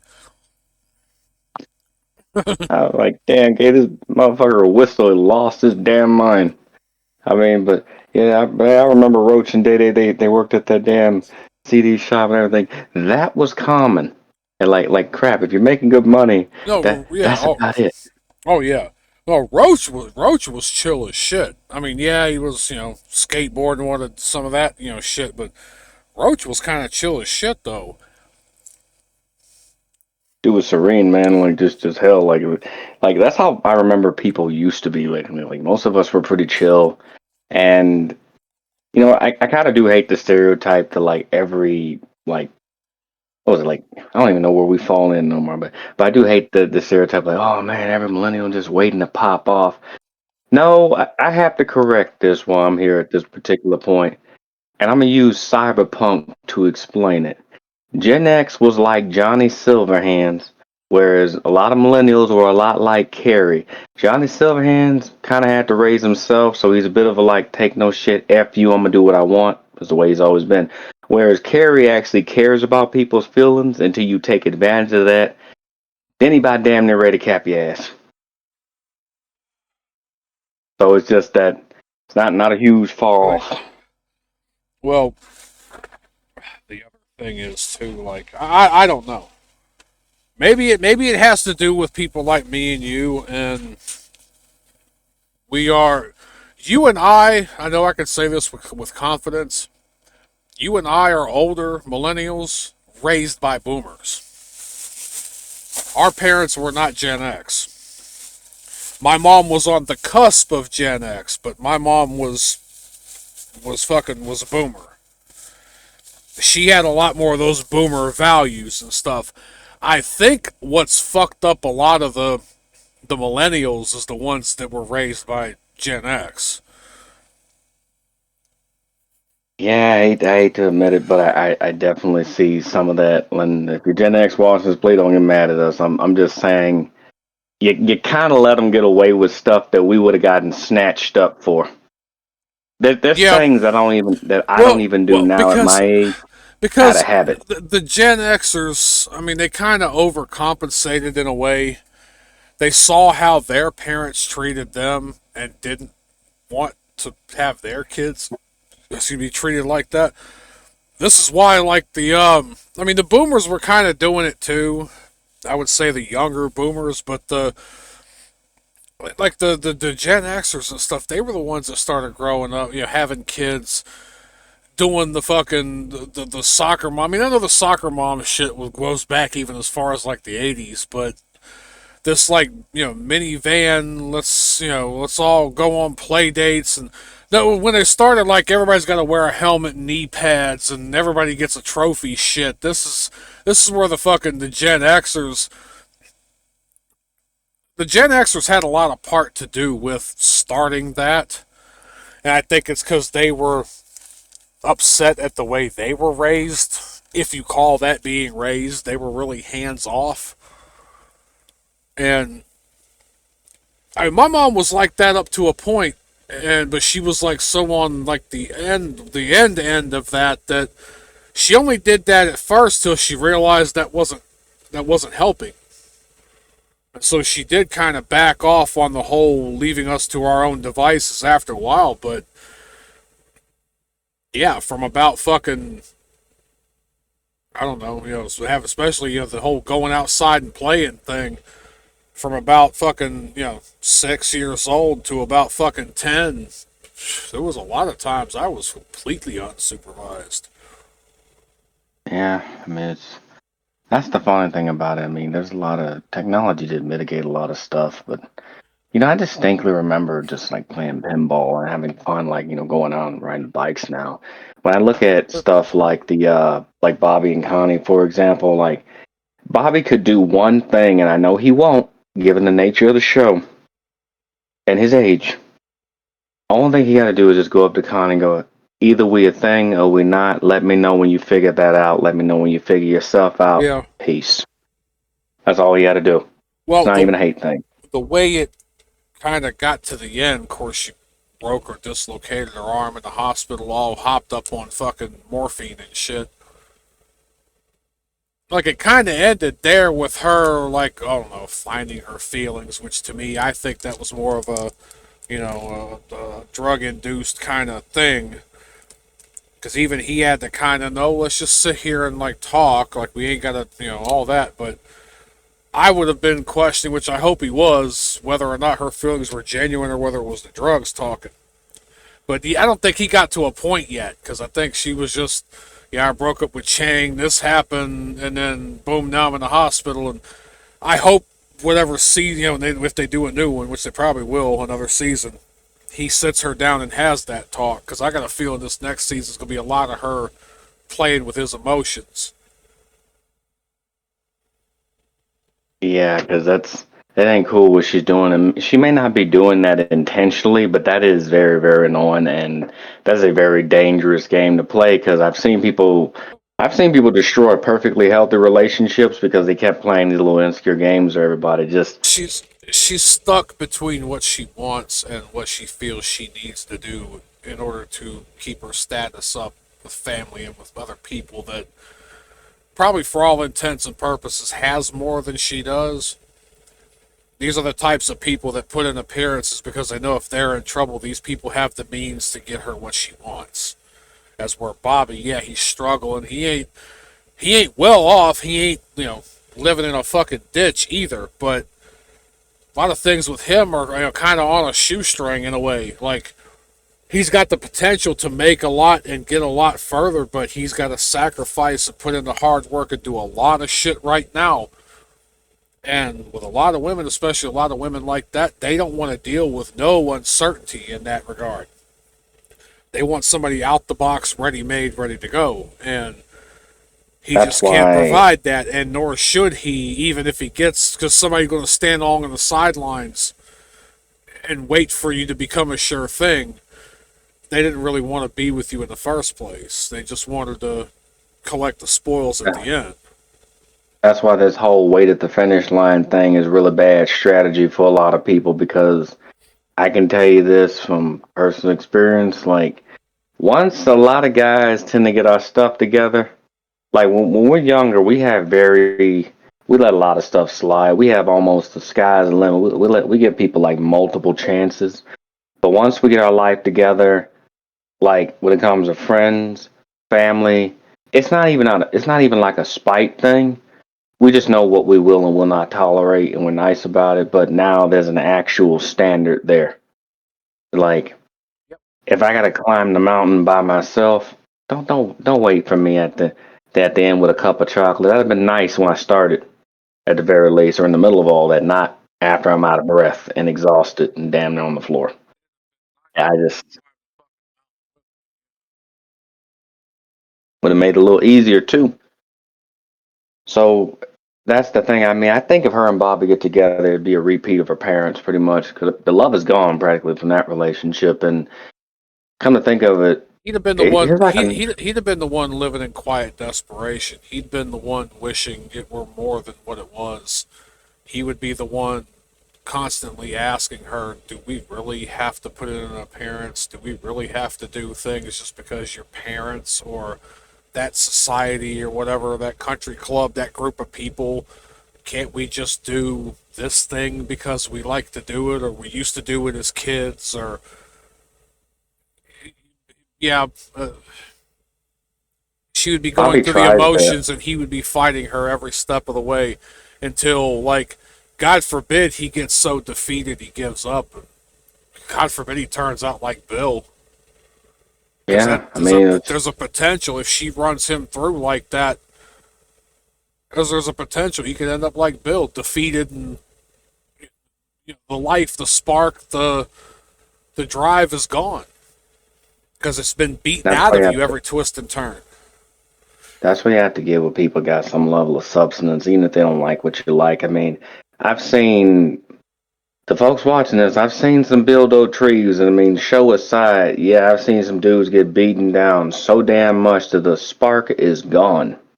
Like, Mm-hmm. just they looking for a damn exit by any means necessary in some of them situations. And I'm just kind of happy that my parents never allowed, like, never taught me that. They never, like, I can't allow somebody to do that to me because my whole big thing is like I'm never going to put myself in a position to where I'm going to be uncomfortable in my own home.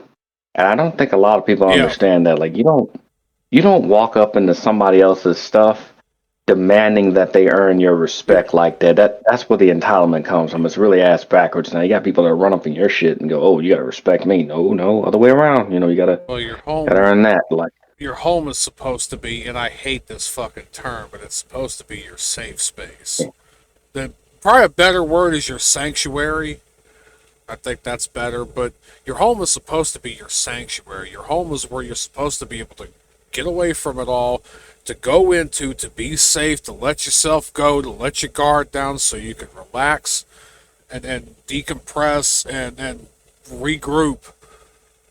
And yeah, when you've got a constant battle going on within your own sanctuary, it's see that this is the thing too.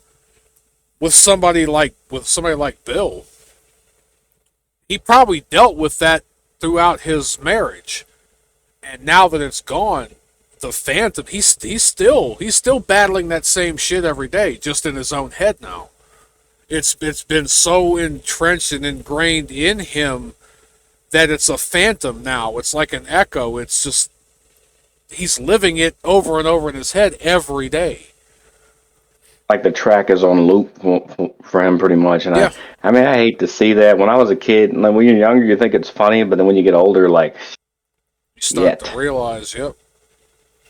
start to realize what happened and everything. And yeah, there's people that can beat you down so much. I mean, that's why I get angry about that shit. I had a few people try to do that to me, friends, and like on one family member, one relationship, and then they try to act like, oh, you control your emotions and stuff. No, no, no. You need to discipline yourself. Like, you don't go after people's passion and stuff like that. I don't allow that. And that's why, like, because of how we were raised, there's like I noticed there's like that there's a staunch difference. Like, there's just things that I won't even do out of habit. So it's just kind of it's weird because the gap's not even that huge when you really stop to think about it, like 2030. It's it's definitely strange. And so I look at everything Connie's doing. Like, older me knows every trick she's gonna pull. All, That's the sad part. I know everything dude, she's gonna do. all between that, yeah, and even Peggy. You remember we both called it as soon as Hank found out that uh, Con and Min weren't married, but Con was living in the garage, and Hank was doing his damnedest to not say anything because he knew as soon as Peggy found out, and then you saw that look. Remember that look on her face when she found out? And then we even had to pause it and go, "Yep, that right there, that's the face. That's the face of the enemy." Like that. I That's mean, I knew. that's that ooh goody. I can start some shit now face. That's I you know. mean, damn. The moment she made that look, it was like the Grinch stole Christmas when he smiled. Like, yep, and there it is. This this is how it ends. I mean, just. I mean, a lot of those guys. I mean, I had a friend a long time ago, about 50 years ago. Dude lost his job. Me and three of our friends, we already knew about that. We still hung out with him. He got a new one. Dude started crying or something. He's like, "Oh, thanks for always." He's like, "But how did you know?"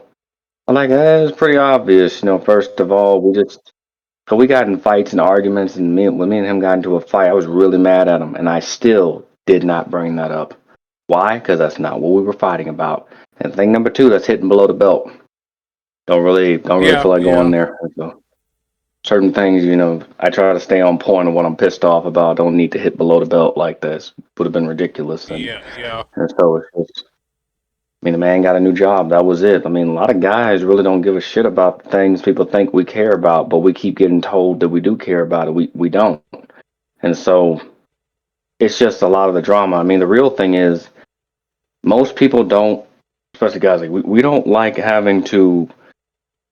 I don't want to walk out of my house, have to metaphorically fight a war, come back in my own house fighting everybody in it, having to fight a double war to get some form of peace and stability. It's you remember that movie, The Incredibles?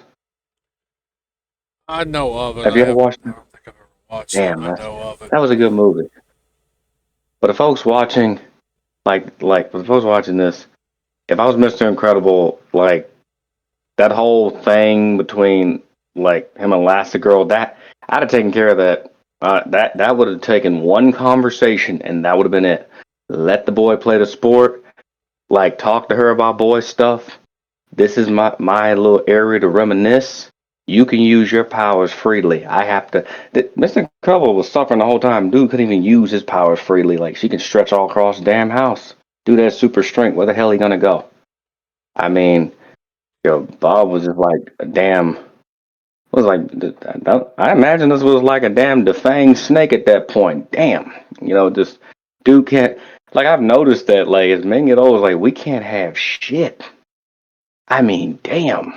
I mean, even it's like when the Grinch took when the Grinch was stealing all the presents and that one mouse came out, he took the fucking crumb from him too, and the mouse like, what the Oh, fuck? yeah, Took the damn crumb from the mouse too? Just like shit. Can't have a damn thing like just, and that's just kind of reality of being a guy. I mean, people get mad all they want, but that is the collective reality of that. And so you either get used to it or you get pissed and you do something about it. But yeah, if I was Bobby, I wouldn't even go down the Connie path. I mean, he's gonna find somebody, or should find somebody, probably out of town, probably from a whole nother culture, whatever the hell. It's just Connie is a little too indoctrinated, especially with that whole college crap. Little frat oh parties and yeah, oh, oh yeah. like man, I remember all that crap when I was younger. I mean, college was crazy for me, man. I had to leave because even the professors were passive aggressive.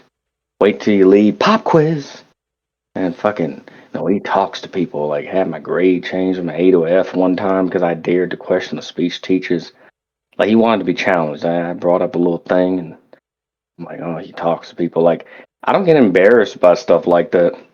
I really don't, like due to the state that I live in, or even the place I live in. The Yeah, people get yeah. embarrassed by some very interesting stuff that doesn't even phase me. But people are embarrassed, like, oh man, I care so much about what people hate me think. Why won't they hate me the way I want them to? It's become like that. It's become like that, unfortunately. Something tells me you don't come here to hunt. Yeah, manifest destiny over there. It's just, but yeah, it's just a crazy thing to me. And so I think this new King of the Hill thing is about family. I mean, loosely relationships and about a bunch of family stuff. I think Bobby's gonna come out ahead on this, and I still remember the so the references were nice. I mean, some of the episodes, the references were nice, and I just think that Bobby needs to get the hell up out of there, man. Just that's about it. Just it definitely kind of throw me a loop. It throws me a loop to see him go through that, and kudos to the writers because he really realistically wrote that. That's how it was for us. I don't know if it's like that now, but that's how it was for us. You know, we knew where the line was back then. Like, oh shit, this could get us in trouble. I mean, even Bart Mm. Simpson knew what the line was as he got older. Like, oh Oh crap, yeah, oh that can yeah. get me in trouble. Like, No, shit, bong stays inside. there was an episode. I guess I haven't really watched this shit. How long? But apparently there was an episode where like the military or some shit, like they were putting them through simulators to try to see how well they could quote pilot drones and attack targets and this and that. And like Bart thought it was all a video game. Of course, you got these other, kind of ruffian kids. That was kind of who they were targeting. Was some of the more, I guess, ill-adjusted when it come down to that. And when when the guy said something about, oh, just to let you know, like you want to continue because yeah, these are actually like real targets and real people.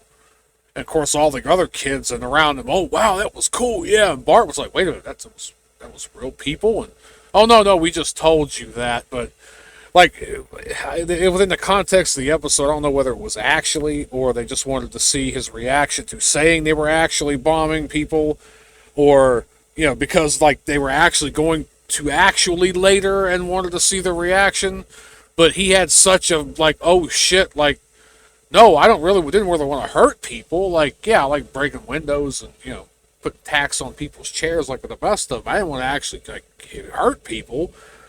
And one of the guys, yeah, well, you're not a fit for our program. Wow, what the Oh yeah, they jettisoned him out quick, not for skill ability, just for like the thing conscious, is, conscious, Bart does conscious. it. He was too much of a conscious, too much of a conscientious objector, or I don't know, whatever you would call it. When it comes down to doing some real fucked up fuck shit, they want to make sure that you're on their side wholeheartedly. Because somebody like that will flip and turn, whistleblower type shit. They don't want that. You know the craziest part about it? I had a few people get upset when I said this, but you know this to be so true. People will, if Lisa had the ability, she'd have been a better fit for that. Yeah. If you would have told her they Boy, were, if you would have told her they were fascist Republicans or meat eaters or some shit like that, yeah, she'll.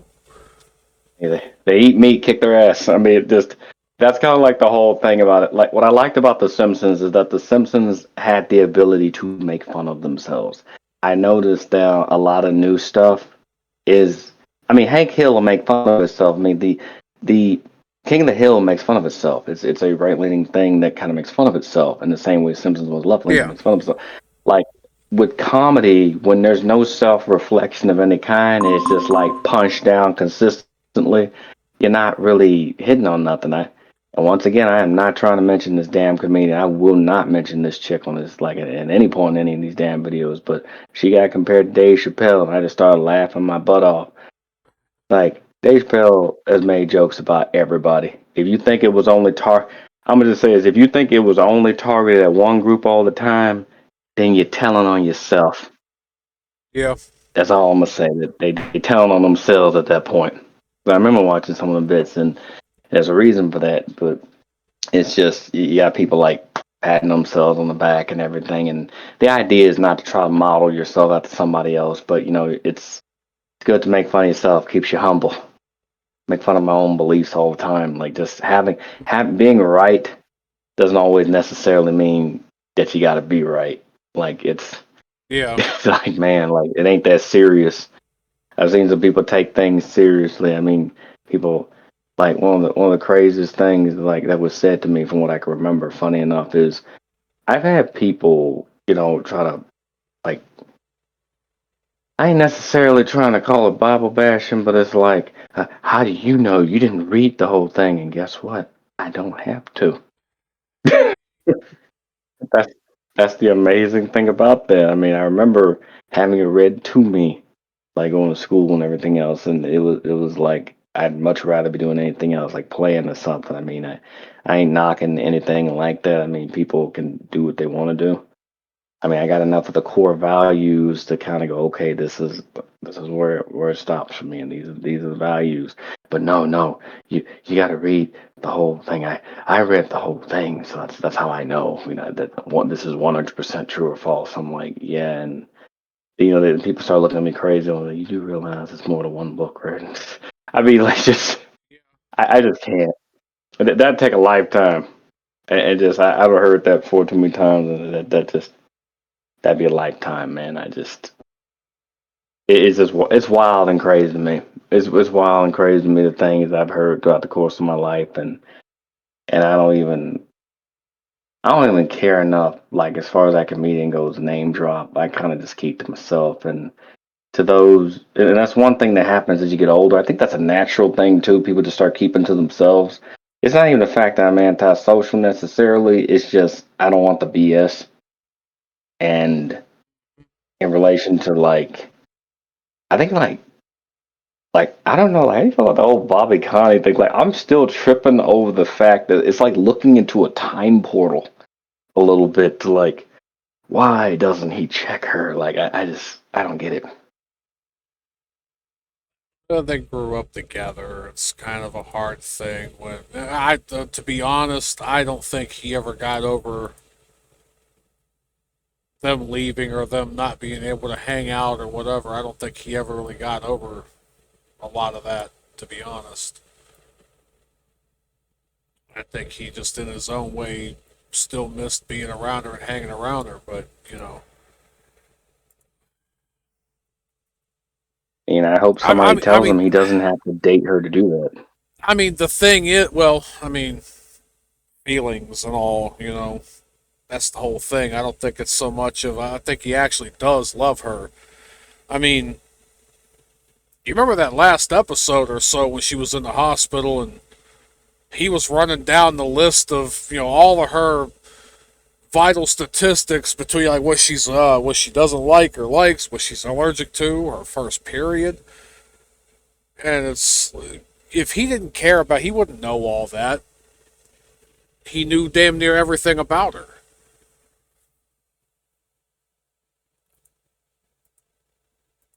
So, yeah, I think it was just one of those things that,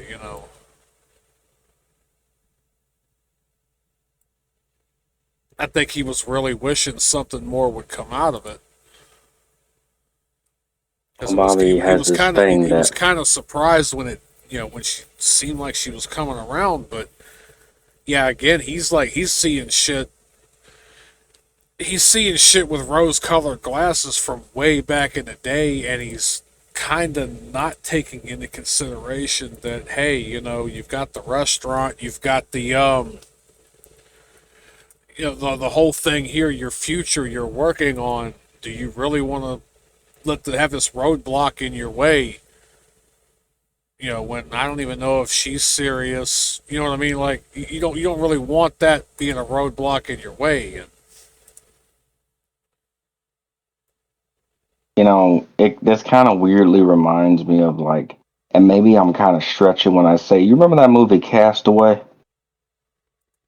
the Tom Hanks, Yeah, like that old movie, yeah, Castaway. it don't seem like it was that long It ago to me, but I know what you mean. Yeah, Well, yeah, I mean it was a while back, but you know what I mean. I remember I watching. think it was like 04, 03, or 04.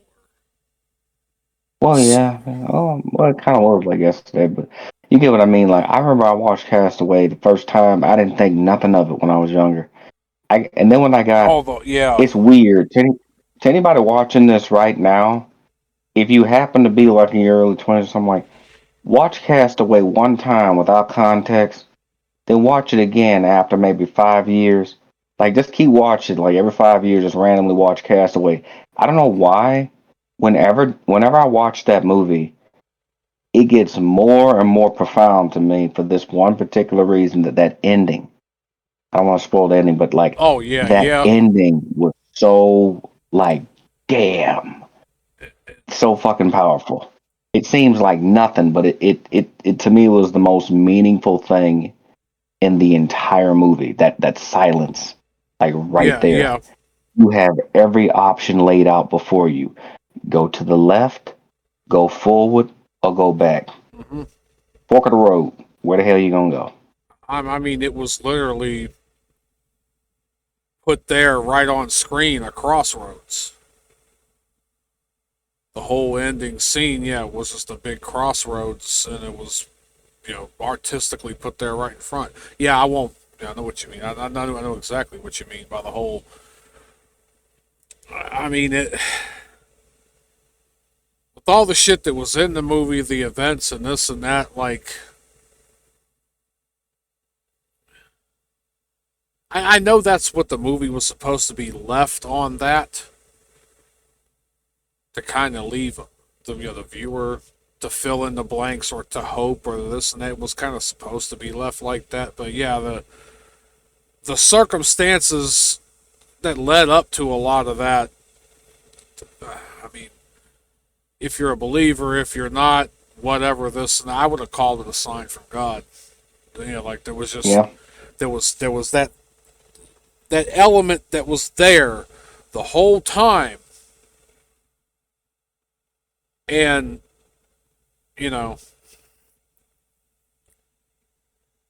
in a weird way, that kind of scares a lot of people too when the universe tells them that you yeah, can direct the flow of your own destiny. But if like with Nauta, if you don't swing the bat, don't oh, get mad. oh, If fully, you don't fully, go, coolly, yeah, yeah, it kind of mirrors that as well. Like you have to make everything is a choice. Like even not making a choice is a choice. yeah, So you don't get out of making a choice, and that's the whole thing. Whether you can either do or not do, you can either go what direction you want to go, and like that's like symbolic in friendships, family, relationships, like all of that. And that's what I thought was interesting about like counseling and everything. And I know, folks, well, we've gone like in the outer limits and derailed this. Like who oh cares? Like yeah, it's like 2 hours. So we're in outer limits. oh It yeah, happens. I'm chalking up to a senior moment. Don't give a shit. But yeah, it's that's where that was. I mean, I could like easily turn this back to the King of the Hill thing because it's like it's the same thing Bobby's gonna have to do. I think it's the same thing that just about every guy comes to the he's fork of the road. Are you gonna stay where you at? Are you gonna go back? You gonna go forward? You gonna take a detour? because I mean, realistically, like trying to hold on to a lot of that shit from your past and your childhood isn't the most productive thing to do either. I mean, sure, of course, visit your mom, your family, cherish the values and all that, but at the same time, you're your own person. You've got this restaurant now, you've got these ideas, you've got this, like, you've got to move forward. And especially with people like, with somebody like Connie, she was almost a prime example of playing it safe. I mean, societally, socially, whatever the fuck you want to say, Chain was the safest because it was kind of what everybody expected of her. But she was torn between that, yeah, but do I actually want that or do I want this other thing? But this other thing, being Bobby, has kind of got his own path to go on too, and she's got to make that decision whether she wants to let go of the past, whether she wants to move forward. What she like. They both got a lot of soul searching to do. She more so than him. He just needs to learn to not be so trusting of people, especially at this Yeah, early because enough of an age, and especially with all the stuff he wants to do in his life. Because if he lets people stand in his way now, he'll never get to where he wants to be. and it'll just be like a constant back and forward. I mean, that's why like I'm almost kind of mad for Bobby in a weird sense because like, man, he has everything really going for him, even though it doesn't really look like it. He has a crew, he has a restaurant going. He has potential to turn that into a thing.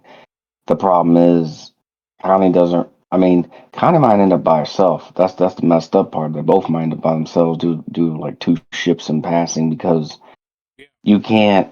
Ships passing in the Like a lot night. of Yeah. people, essentially, I mean, like it might end up like that due to the simple fact that a lot of people get mad when this is said. But you have to be kind of willing to work with somebody.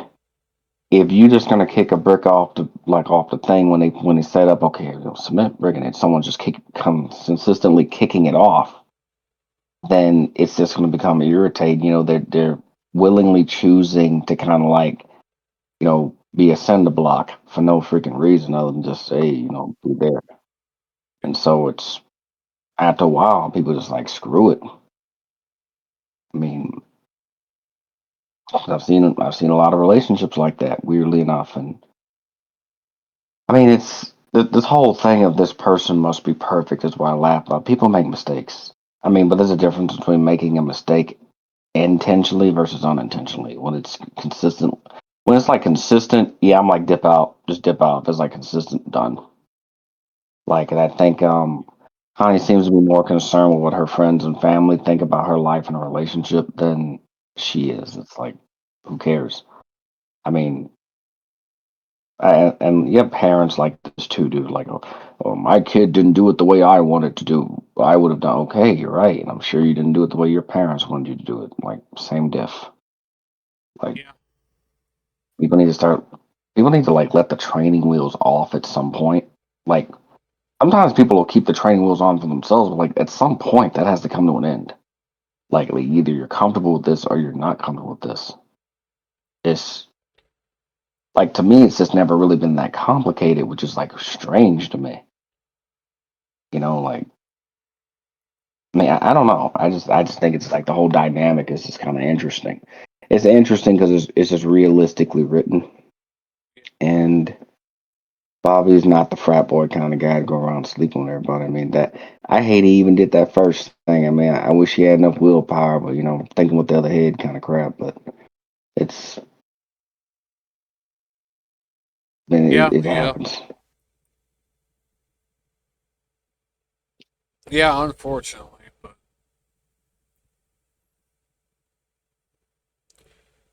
Yeah, kind it's of, just what you gonna do honestly, though? I mean, It's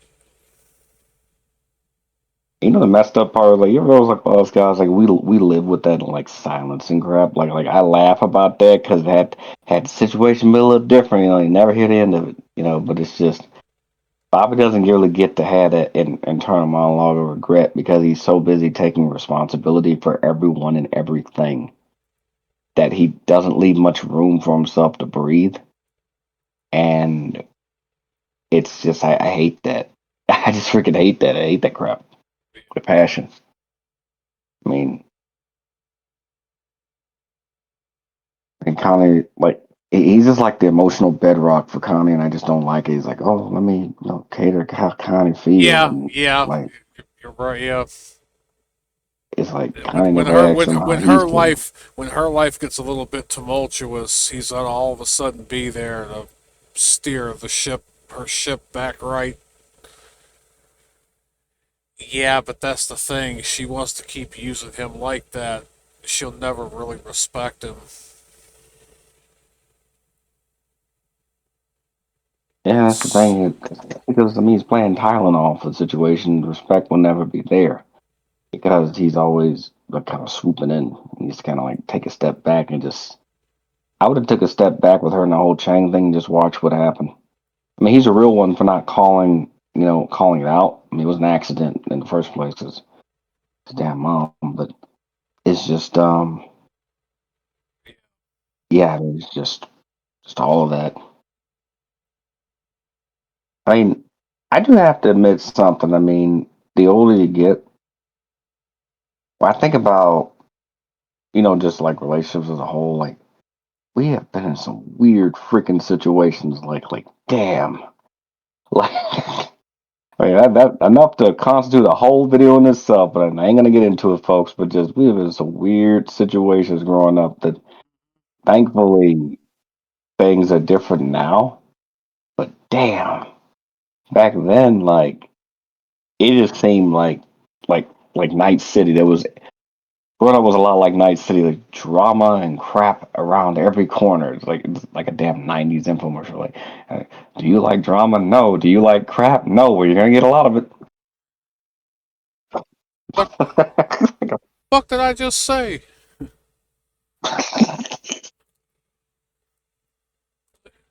But yeah, What was it? What was it? That was that Ron White? Are you sad? Yeah. Are you lonely? Yeah. Are you sitting in a beanbag naked eating Cheetos? God damn, he's talking to me. You want to send me $1,000? Ooh, close. Thought he was talking about me there for a minute. Close. oh man. But yeah, it's just going back and thinking about all the stuff. It's just but Well, like yeah. like with the whole Mordecai Rigby thing. Like I did like the ending. I might do analysis on that alone, but it's just Mordecai didn't get with who he was going to get with until later in life, whereas Rigby already found the person he wanted to be with. So just having that there is like not everybody's going to get it at the same time. That's kind of the issue. Like not everyone's going to get it at the same time. Not everybody's meant to be with somebody, and a lot of people need to freaking understand that. You know, not everyone needs to shack up. Like this isn't like some weird damn Lorax shit. Just Um, I think that's one of the things. Is kind of a lot of us growing up kind of had in our head that we were supposed to do this, we're supposed to do that, we're supposed to, gotta get with somebody, gotta do this, gotta do that. It's like, yeah, but why? And I mean, to be honest, like especially my first relationship, yeah, there was a lot of, I was young and wanted some, and all that, and then yeah, I mean, absolutely, but. The thing is, if it wasn't her, it would have been somebody else. I was so consumed with, well, that's just what you do. You just, you hurry up and you get with somebody and you start a family and you do this and you do that. I've seen videos literally of women complaining like they're in their 30s. Go, what? Why is it that men in their 30s just aren't serious about a relationship? It's because when we were in our 20s, we were dead serious and we got told to go eat a pile of shit. We're not ready yet. We're not going to be tied down in our 20s. We're still too young. We're this, we're that. So, it's like, okay, I guess, like, yeah, that's it's the just, whole thing. I mean, a it's lot just, of it's people just try to put a pause button on that. if They you're tried if to. you're not ready when I'm ready, then fucking, I'm sorry. That's the big thing. It's like, I was ready in my 20s. Now that I'm fucking 40, I done seen enough shit. I done been through enough shit. I tried my damnedest. I mean, short of fucking cutting my guts open and handing them my still beating heart. I don't even think that would have been enough. So it's, well, damn, wasted my life, or I wasted all this time on this and that, and these people, when they weren't even ready, they didn't even know what the hell they wanted. What is it exactly that I want? By the time, yeah, I got through my 30s, then in my 40s, I know what I want and I know what I don't want. And yeah, I don't need all that. I don't. That's the thing. I'm not where I want to be at anyway. But even if I were, I damn sure wouldn't throw all of it away now to hang around with somebody who, yeah, realistically is just waiting at the finish line to get a hold of something that they themselves didn't or couldn't work for themselves. Like you didn't help me grow the food, you didn't help me plant the food, you didn't help me eat the food, you didn't help me cook the food. It's just Mm, that's just kind of my whole mentality on that. It's just it's when you're younger, you have like sky's the limit. It's like being Wolverine. It's like mm-hmm. I've It's like transitioning from Wolverine to Gambit. Like just I walk into a room, see a man and woman arguing, and they just ready to beat each other up, and I, and then I walk by you. What happened? Gambit don't know what happened, but Gambit don't want to know none of that. Nope, Mm-hmm. none of that. Gambit don't want none of that. It's just kind of like that now. It's just no, it's weird too, as well, because there's no. I mean, even when somebody got it like that, he says nobody. I'm just gonna say it like, no man want to be part of something he doesn't have a little bit of authority over to some degree. I'm not about to be in a helpless Well, situation in that regard. I mean, you got kids running around being disrespectful. I wouldn't be comfortable with my own kid running up there being disrespectful. I mean, and doing all the no, stuff. But I say, oh, don't say nothing to them. Like don't you'll hurt their creativity or whatever the hell. I don't know. I don't know. you're I just you're it's weird supposed to me. to you're supposed to give them an environment with walls, floor, and a ceiling where they can do all of that in a controlled environment, not just let them run free and they're just expressing themselves. I'm not saying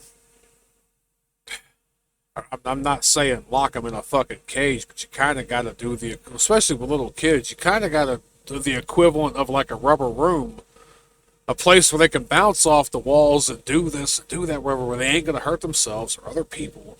You gotta foster that, but it requires being an attentive parent too.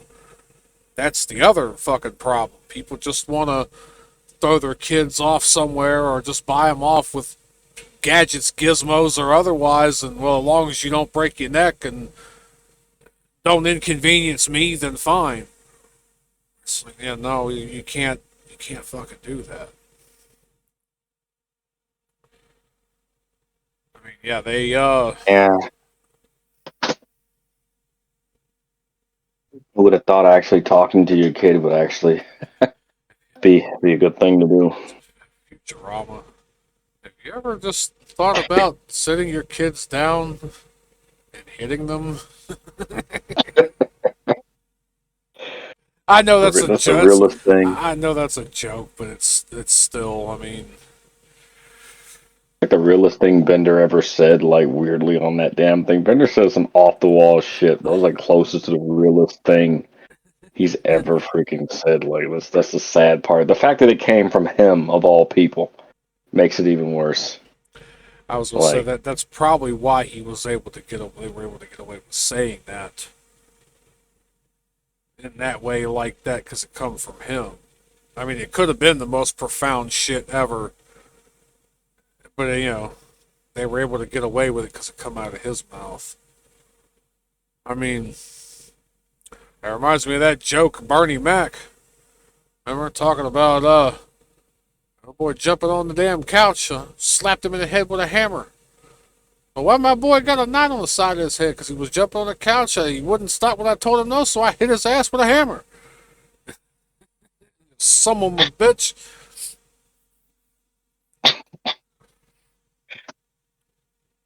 man. This But, I mean, it's.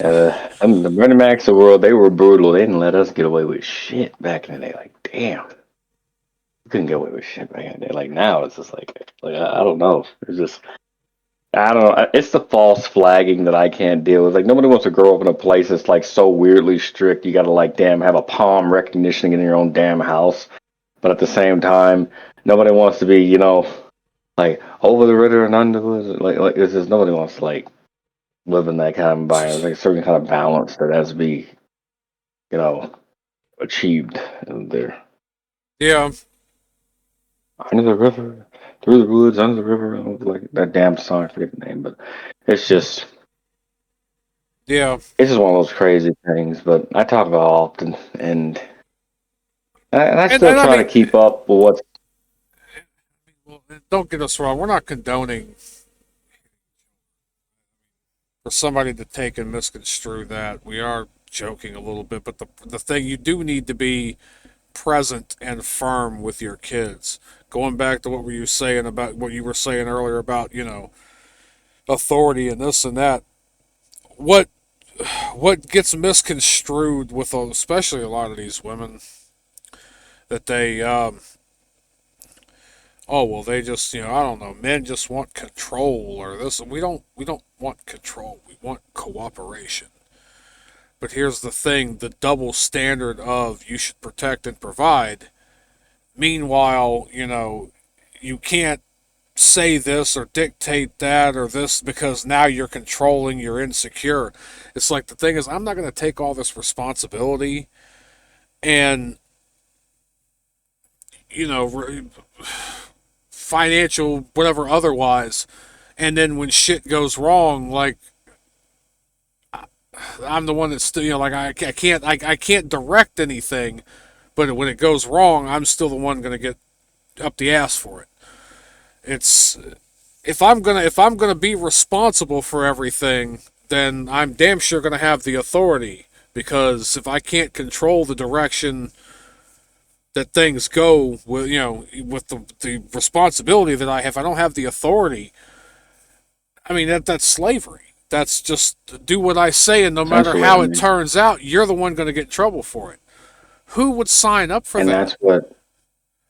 that's what kind of irritates me the most. I mean, people want to get mad about what happens in the like anime, cartoons, and all this other stuff. All of the learning, it starts in the home. I mean, one of the things that would annoy me in general, like let's say, you tell your kid no, and they go to the other parent. Well, oh, well, they said yes. Well, I said no, and so and it's like that whole back and forth crap, and then you get cussed out. Like, why did you tell him no? Because he doesn't need that. That's why it's not necessary. It isn't necessary as of Mm, now. Like it's just the unnecessary BS. I kind of think about that Like, sometimes. But yeah, mm-hmm. there's just interesting in that regard. But yeah, folks, we talk about real stuff. This is just one of those life talk videos. Whether you agree with, whether you don't agree. This isn't one of those whole let's start the whole agenda. There's no. We passed that shit. That's all. Yeah. That we well past that shit. Well, we're Uh, Fighting men, fighting women. I'm well past this shit. I mean, we're just kind of pointing out a lot of the hypocrisy and a lot of the.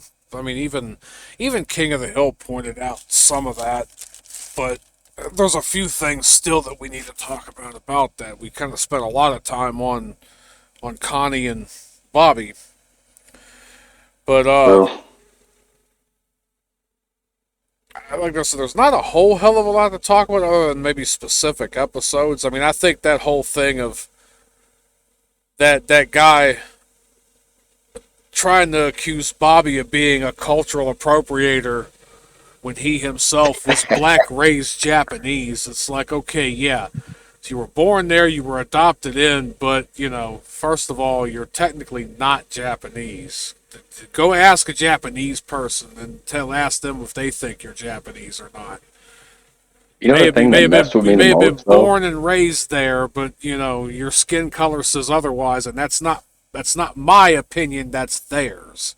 So, sorry, but to have the whole, oh, well, I can't sell you this charcoal anymore because of this and that. So I guess you don't like You know the money. whole. I think the whole thing is like he was trying to get some kind of weird revenge for like. It's like he's rather have. Remember? Oh, Hill, your grandfather's Cotton Hill, right? He goes, your grandfather killed my father. Well, what was he? One of those fitty men?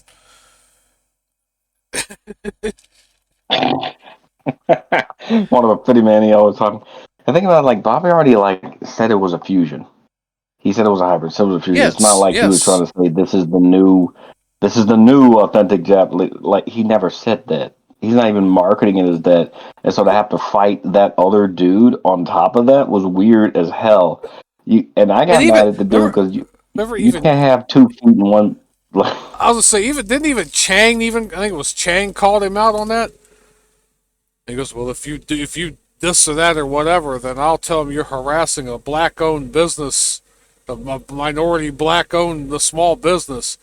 And he goes, really, dude? You can't claim two minorities at the same. You can't claim two oppressions at the same damn time.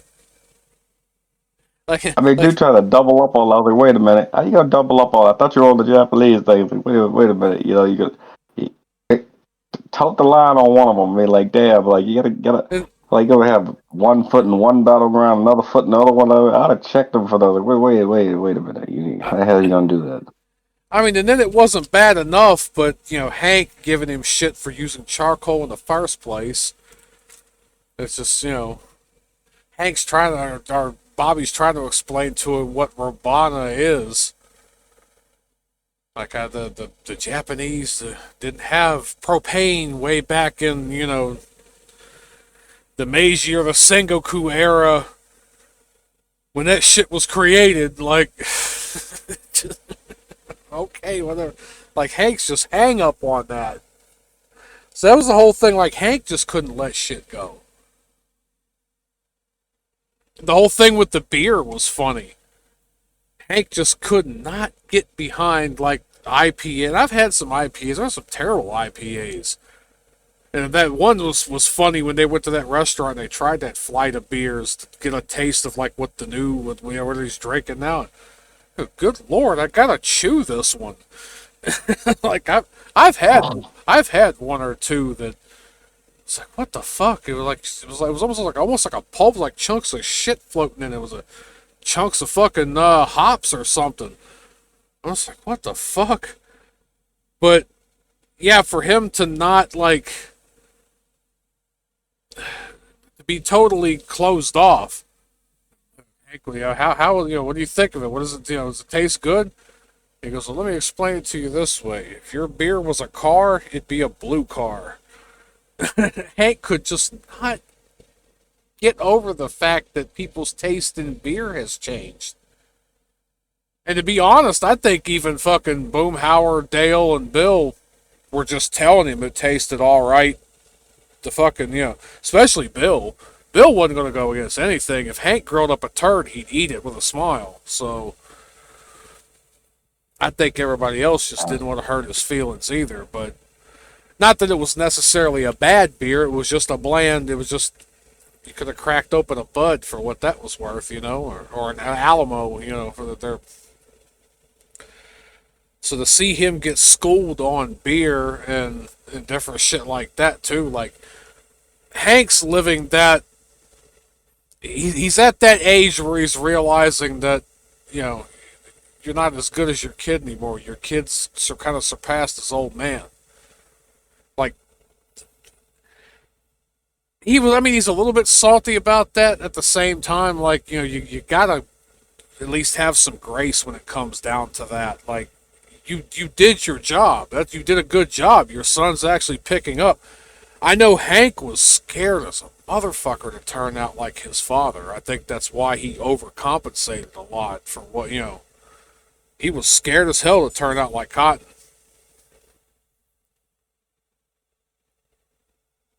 Man, there's worse fates. I mean, I always thought Cotton was funny as a kid. I mean, like, shit, kind of remind me of my grandfather. My grandfather used to just cuss people out. He didn't give a shit, man. I done heard every damn, like, it's bad when you got a grandparent that cuss so hard that he reinvent the English language to cuss you out again. Damn. I didn't Wasn't even realize using till words at later one on. point. I Just didn't like, realize till later on how racist my grandfather was. It was mainly jokes, just jokes he'd heard, this and that, but, I realized later, I'm like, oh shit, he kind of was a little bit on the, on the far end of that.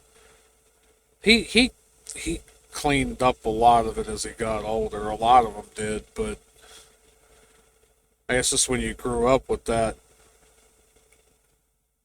I mean, the thing is, Hank knew he wasn't like that. And I don't think it's so much of a you should be I mean, the whole thing of being in fucking Nam or in World War II, getting your shins blown off by the Japanese, this and that. I think you kind of earned the right to be a little bit of an asshole. I mean, motherfucker, I'm fucking 4 foot tall now. 4.5 foot tall. I used to be 6'3" or whatever. Hold on, Cotton was tall, I believe.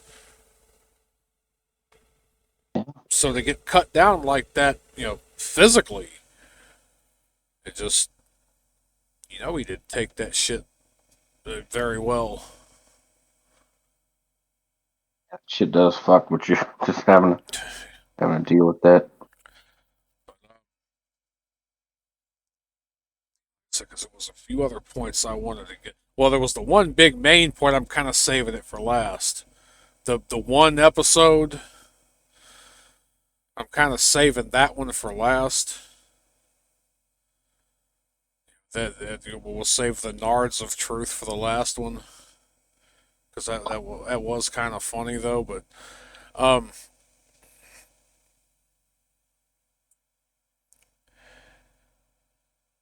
mean, yeah, I think just Peggy trying too hard, Bill being about as pathetic. Dale got crazier. Dale got even more crazier.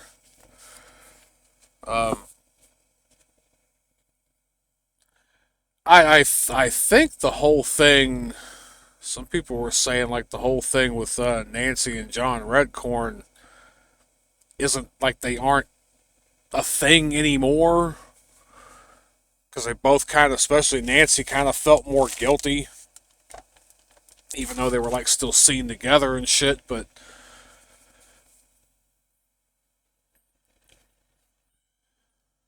Yeah, the way Nancy did Dale will forever be messed up. I mean, just damn. she knew it. They all, I mean, there's that theory. You even told me about it too. But there's that theory that Dale knew. I mean, you can't surveil the neighborhood and have all this and that on everybody, that paranoid, and not know. So you're either being willfully ignorant, or you're playing the whole, like you said, okay, yeah, I may not be Joseph's, biological dad, but with John Redcorn being like that, I'll raise his kid in front of him and take that joy away from him of raising his own kid and basically rub it in his face. And I mean, personality wise, yeah, he's Dale's kid. Biologically, and notwithstanding that sex drive that, yeah, of course that's John Redcorn, but wasn't even Joseph on some weird conspiracy shit too? Didn't he help him like either break into a fucking place or get information on somebody? Like damn, you have been spending too much time with Dale. Yeah, dude was like running around doing some trash bag, ninja crap. I don't know. Oh yeah. When he was with John Redcorn, I believe, wasn't it, or somebody? That motherfucker ninja flipped into a fucking garbage bag and rolled up against the damn garbage can. Yeah, when he was with Dale, like. I'm like, did he really fucking do? Did he really shaw himself into a fucking disguise? Fucking Sonic the Hedgehog, just fucking shaw. I'm not here now. I was executed in such a way. It was like, damn, man. That was rehearsed. Wow. That was funnier than shit, though. Yeah, he fucking one quick flip forward motion, jumped into that bag and rolled up against that garbage can. I'm like, damn.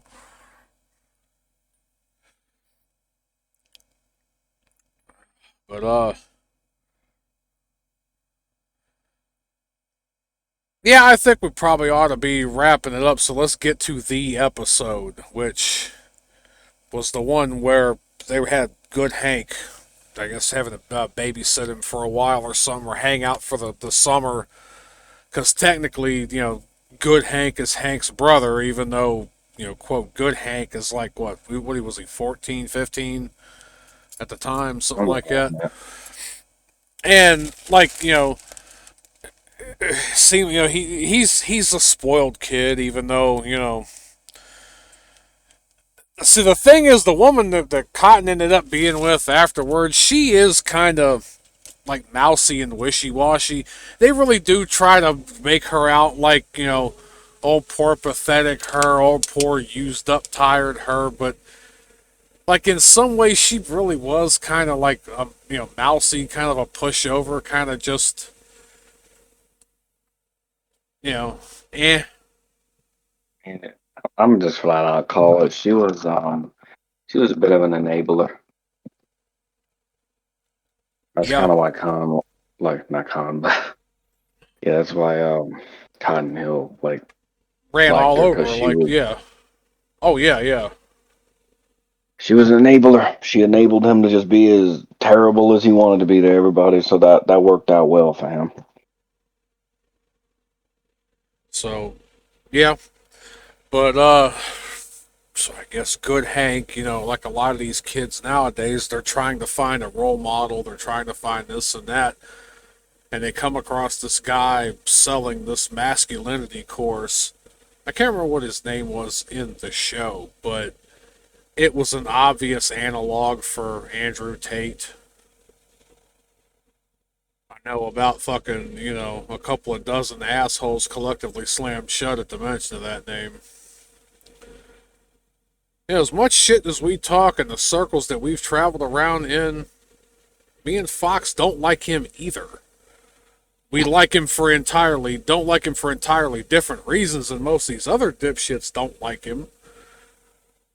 We think he's talking from a like a high up point of view or just a station in life that no young man's really ever going to achieve or get to.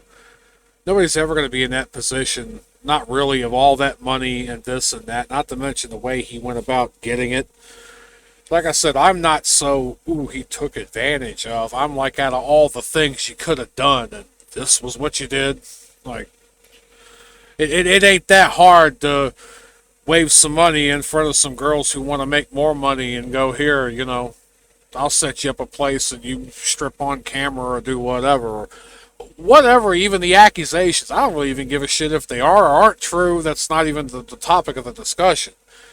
It's the whole, like, the whole thing around him and his personality and why some dudes are gravitated toward him while other people are repulsed. I just don't think he's really got these young men's best interest in mind from the station he's at. And I'm not saying that, they should listen to these other people who, oh no, like they need to be told the truth. They need to be told from more of a father, a hard knock kind of. People like Andrew Tate don't really instill. They don't really instill a sense of self-respect or decency, as a person. Everything with them is, hey, you want this, do this, and you gotta be this to have this, and all of this. It's like, yeah, but you're like, do you really like this? Are you doing this shit because you really care about yourself and you want to be this type of person, or are you just doing A, B, and C so you can get D, E, and F? Like, because the D, E, and F he's selling everybody, you find out it ain't really worth it. I mean, you've got to be happy with yourself before you'll be happy with that. And there's a lot of self-respect and, decency, dignity that goes along with actually being a whole person that these people like him just are not offering.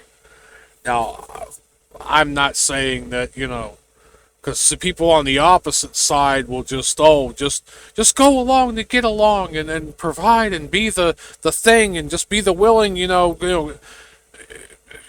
want to show somebody that you really care about them, show up to your own capturing with your own chains in hand, basically.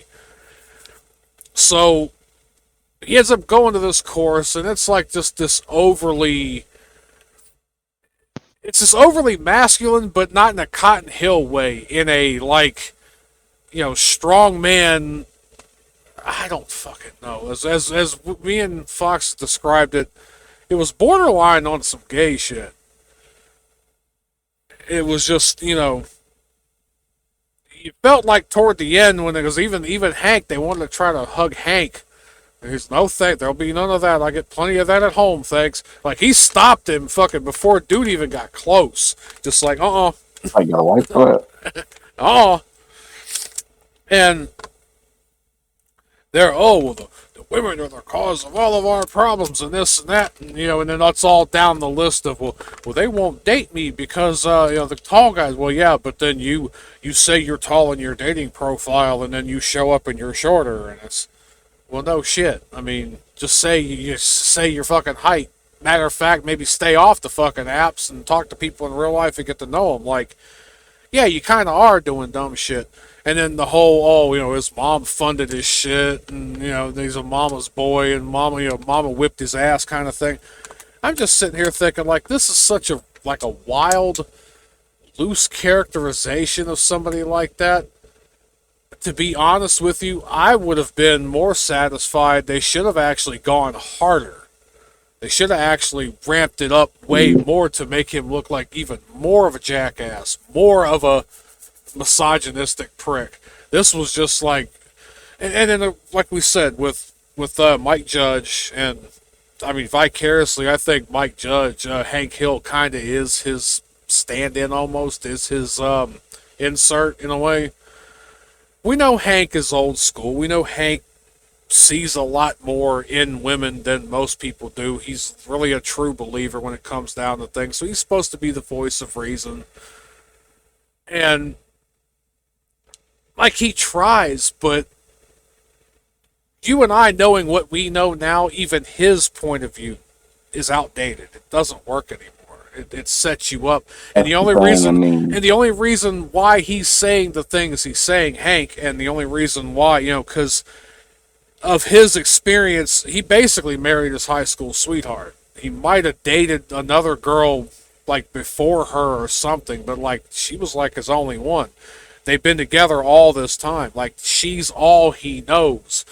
Her quirks, her goofy bullshit, everything, despite all of that. Between, him having values and decent, and trying to work with and give people the benefit of the doubt, trying to work through problems, and the fact that he didn't want to end up like his dad, he just ended up staying with Peggy. And it worked for him. It wasn't a red hot poker in the ass. It's probably not exactly who he would have always dreamt of being with, but, he loved her. He cared about her. That was who he decided to be with. And, yeah, I think he was just kind of more from an outdated, kind of boomer point of view of, well, it shouldn't be like that, and if you want to this, and if you want to that, and it's, I'm just sitting there thinking, like, yeah, Hank, but people, got their own agendas. And some people are a lot more misanthropic and than you might want to think or hope they are. Some people will just do shit because they can do shit now. Some people think it's fucking funny. So, like, you've got to take a lot of that into account, too. And that's... But the whole where they were sitting around in a circle and they're talking over their problems and their this and that, he had, like, a set of clacker balls and he called them the nads of truth. And even Hank kind of rolled his eyes until he had to snatch them away. Now, I have the nads of truth.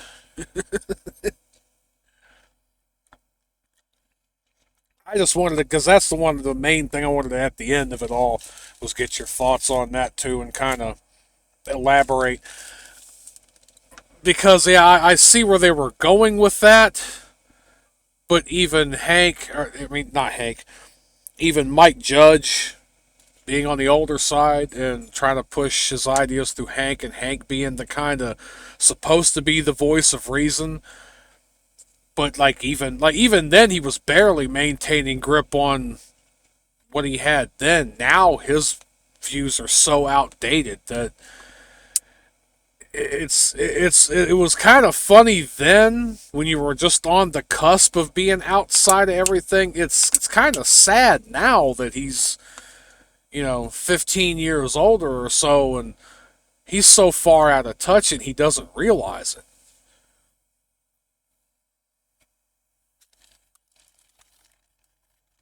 Yeah, that's the thing, man. I mean, sucks. I mean, my general thought on it is it's you know, yeah, damn sure is borderline. I mean, it's like trying to sell a personality to somebody, and I just ain't for it. I mean, if that's what somebody want to do, I mean, I look at it for its comedic value. Is it funny? Yeah. Am I going to do that? Hell no. Like, I'm on the Adventure Time where Jake had that damn radio thing of that book or whatever. It's stuff that you can joke about that you don't do. I mean, it's extreme for the. I mean, I think thing to do Mrs. Collin as a comedian maybe at that point, but it's just it ain't even like a. It was never even a concern of mine back in the day. Like when I saw that, I laughed and I moved on with it because it was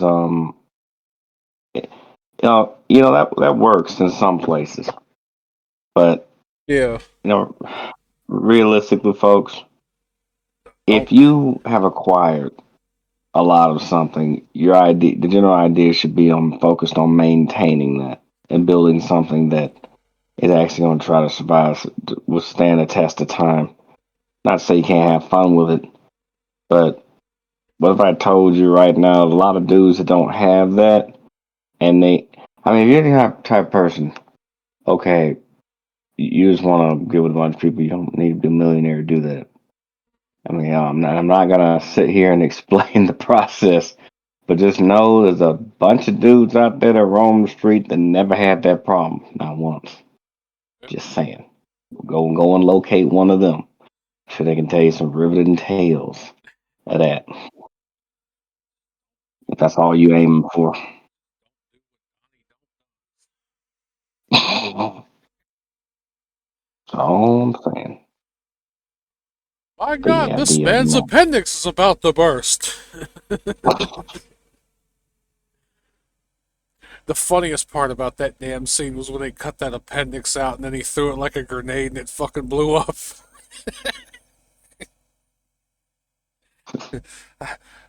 My God, you saved that man's life! And it was all thanks to my trusty pocket knife.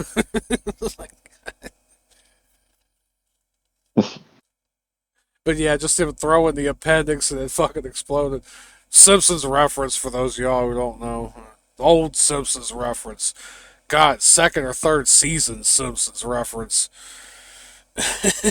Bart was joining the scouts. He had to get the rubber knife because he wasn't trained to use a pocket knife. The handbook he gave him on the do's and don'ts. Don't do what Donnie don't does. Don't stab the cat, like Donnie don'ts with the pocket knife. Like in the book. Don't I don't know, use your slingshot and you sling it like a dart. Don't this. And Bart, oh man, can't do anything cool. Yeah, that don't do what Donnie don't does.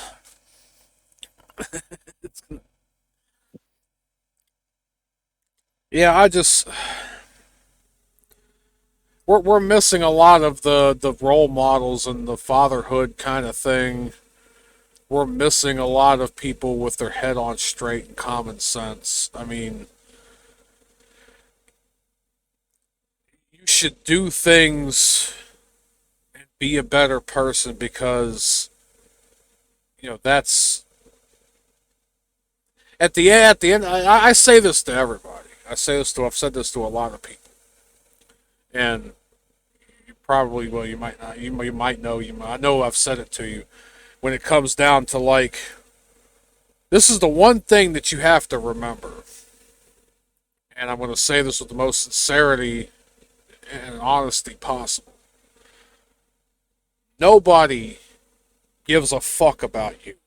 Nobody gives a fuck about me. Nobody gives a fuck about the guy down the street. At the end of the day, everybody's worried about themselves. There are people you can care about, and there are people that kind of can care about you, but at the end of the day, when the lights are off and, the cat's been put out for the night, you have to deal with you. And everybody else has to deal with themselves too. So you've got to remember, nobody has your back like you've got your back. So you got to do the things you feel like you need to do, that you feel like you need in your life, not the things you feel everybody else feels you need in your life. And so all of this, oh yeah, bro, lift, make money, get women, this and that. It's like, no, I mean, for what? Like, get some hobbies, do some shit you want to do, that you like to do, that you take enjoyment in doing.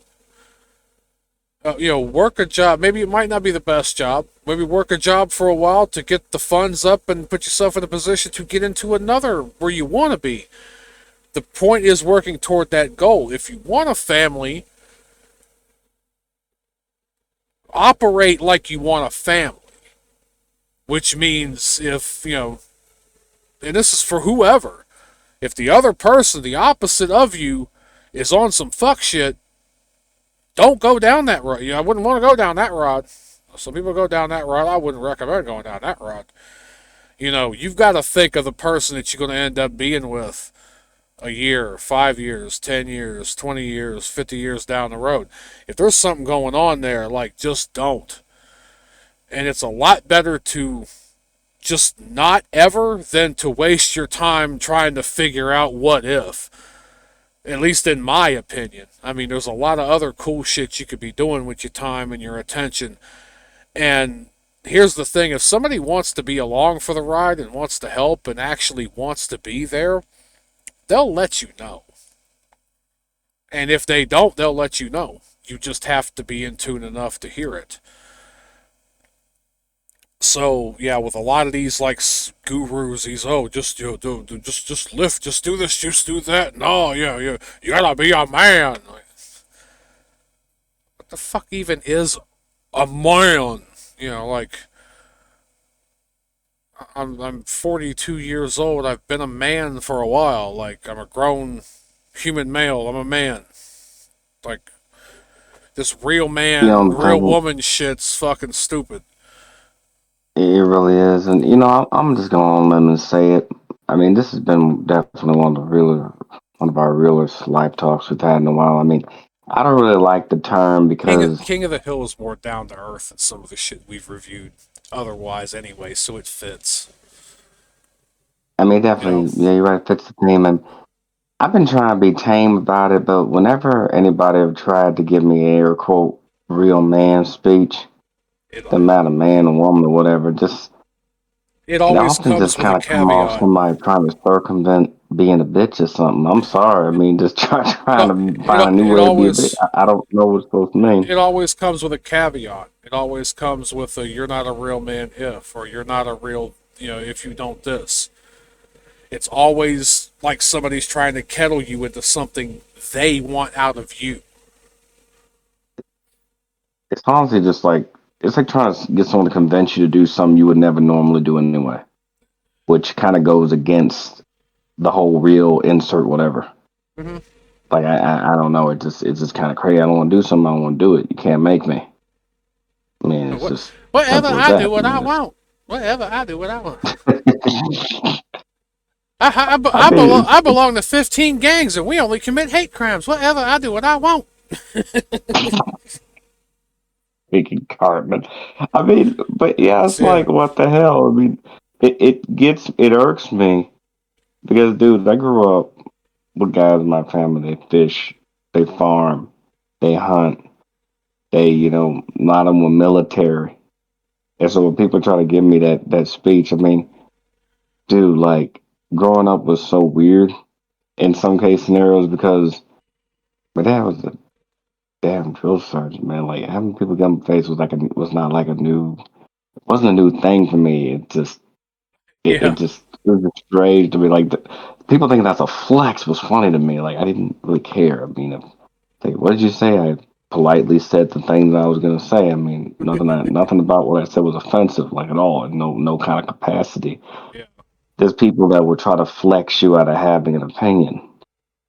The problem is when you Oh, throw, yeah. people can dish it out, they can't take it. We throw their energy back, then that's a problem. And so, no, I mean, none of the men in my family were like. I remember, dude, I'm walking out of a damn Albertson, and I know everybody's sick of me telling this story. I get this. I've told in a few comments, but it needs to be said. I'm coming out of a damn Albertson. I'm looking down at my receipt. This dude right in front of his kids wearing one of them damn, like red hats. Once again, I ain't gonna get into the twirls around.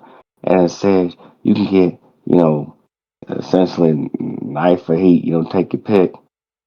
I looked at this motherfucker and laughed. The And dude then, the dude was wearing the quote red hat. yeah, and fucking dude rolled around me like I was about to hit him with the basket. And I don't know if I told you about that story, but I was about to hit the motherfucker with But the basket. He had like a damn beanie. I mean, you Like, well, told. not a hat, but like a beanie. It was a red beanie or whatever, I mean, but still, I mean, was it? Well, let's just say, was it MAGA? Was it obviously MAGA or? yeah. And look and look I really try to show people. and look, we have to both also preface this by saying we definitely did not like the Democrats and the bullshit. We've had this conversation ad nauseum, but we are not so on Trump's I'm just, jewels. Yeah, I'm just trying to live my life one I've way or told the you other. before. I've told you before, and I'm pretty sure you've already. I've taken those political compass tests, dude. I am slam ass in the fucking middle. You know the crazy part is like, I describe myself as very socially liberal. Do whatever the fuck you want. I don't care. Who gives a fuck? But I'm also very fiscally conservative. As long as you pay for it and you're responsible. That's where I draw the my thing line. about Like it is, it's this. and I get all that. Trump I mean, said it's a lot not so of much about. fuck shit too. But I'm not like I'm not fucking sacrificing chickens and lighting candles and fucking jumping in drum circles to praise, Lord Almighty Cheeto. Like, no, I'm not on I his mean, nuts like that. I'm not on the Democrats' nuts either. But they are the ones that are like, well, if you're not with us, then you're on that side. No, you and I are like right in the middle. Fuck the Republicans. Fuck the Democrats. They all just both, two wings of the same dirty bird. The Democrats are fucking evil, and the right wing is ballless. They never do anything that they say, and the left goes just completely off the rails and destroys shit because it makes us feel good. It seemed like a good thing to you do at know, the time. my whole thing, like about a lot of this, and for me, I don't think anybody cares. And I mean, the thing is, a lot of people. when it comes down to we're further into doing further talks later on, other shit reviews, this and that. The thing we're working on, they're gonna have to figure out what we are about anyway. So don't worry about it. Like we're both pretty much like in the middle. We're both reasonable people. Yeah, I don't like a lot of the bullshit that the Republicans or the Democrats do on this end or the liberals. I don't like a lot of shit the conservatives do on the other side either. Like, y'all can't just chill and come into the fucking middle.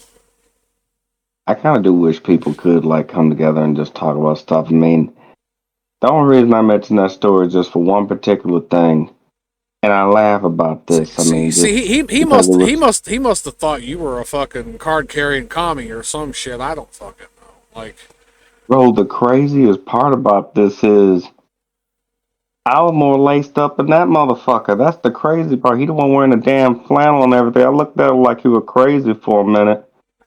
He's around. I'm like, that's your kid? He's like, yeah. I was like, well, was he walking around like I a don't know why you're confused doing this, lumberjack? sir, but you might want to go to your car before little orphan Annie over there got a whole nother song he gonna be tap dancing to. I don't know Well, what this is. he looked like a confused lumberjack. Yeah, it looked like he was very confused, along with the beanies and everything. And I laugh about that shit, and I tell a lot of dudes this. Just one thing I learned, you walk away. I don't get in confrontation with people. I walk away. I make a joke, start getting heated. Even if I can win the fight, I'll walk away. I don't need to be doing that. A lot of the men in my family were fucking military. Truth be told, this is not a flex. The only people stopping them probably a Polynesian or a Samoan. I'm the smallest one among them. I'm barely like six or whatever. They are not worried about like this ain't like a challenge or nothing, but trust me, they ain't worried about going band for band. They don't give a fuck. They catch him in the island, you fucked, buddy. I mean, I'm really not worried about that shit. I just kind of looked at like, what the fuck is going on? I mean, just what the fuck's wrong with these people? Like, I don't even care. I mean, obviously I'm a pacifist by nature and shit. I don't want like get into it. I am not worried about getting rolled up like that. And like I said, I'm not a person like to fight, but I know a lot of motherfuckers that do. One simple phone call could have had a couple of people like to fight me. I'm just not into it. And so it's Yeah, just a lot of people just need to stop with this shit. You don't believe what I but believe in, so I'm gonna fight you. I'm like, well, nah, I well, ain't about they to fight yeah. nobody. Well, I mean, Because I don't know what the hell. People need to be a little bit more careful about who they fuck with, because you don't know who they know. People are getting a little comfortable with popping off at anybody too. That's the problem. that's the thing. They ain't hurting nobody. I mean, merely about themselves. I just think the whole thing's funny. I don't I don't get caught up in that mess. No, nobody should. Nobody should get caught up in that insane fucking mess and walking up to people. I mean, Gary, it gets even weirder when you know you're more indigenous and the person saying that shit. I mean, that's always gonna be a weird thing for me, just in general. I don't know where the hell people think I'm going. Got family living in America for like damn near 800 years. I don't know where the fuck they think I'm going. I ain't going nowhere. Like shit, what you gonna deal with me in like 5 minutes later? I ain't going nowhere. And so that's the thing. I mean, people want me to feel a certain way about things, and I just don't. I mean, at least I can say this. If there's any flex I've ever made in this video, at least I can do a DNA test and not be scared about what I might find. Yeah. And I just leave it at You that. know, I'm like I said, I don't claim a lot of it because, as I said before, I'm not part of that actual, you know, like intangible culture. But yeah, I've got fucking German and Irish on one side, on my mom's side, grandparents. Uh, well, on my father's side, that's where my last name is Scottish. I've traced that back somewhat, but on my grandfather's side, he was damn near half Cherokee, born on the reservation between Cherokee, Blackfoot, and Crow. I think my grandparents had that Irish thing going on, possibly, or German. Well, hell, my great grandma could have even been German too. That last name kind of. But yeah, I know I've got Native American blood in me, and I've had a lot of people. Well, why don't you this or why don't you that? Because I've never been to a fucking powwow. I've never been to a reservation like that. I mean, I've been like driving a truck now. I've been through like Oklahoma and fucking New Mexico and shit, and been through them. There's a couple of truck stops in there, and you can go off either a casino or I went grocery shopping at one that was technically on a reservation a couple years ago. But yeah, I'm not part of that culture. I've never been to I'm I'm Native American in the same way that if a cow were born in a tree, it'd be called a bird.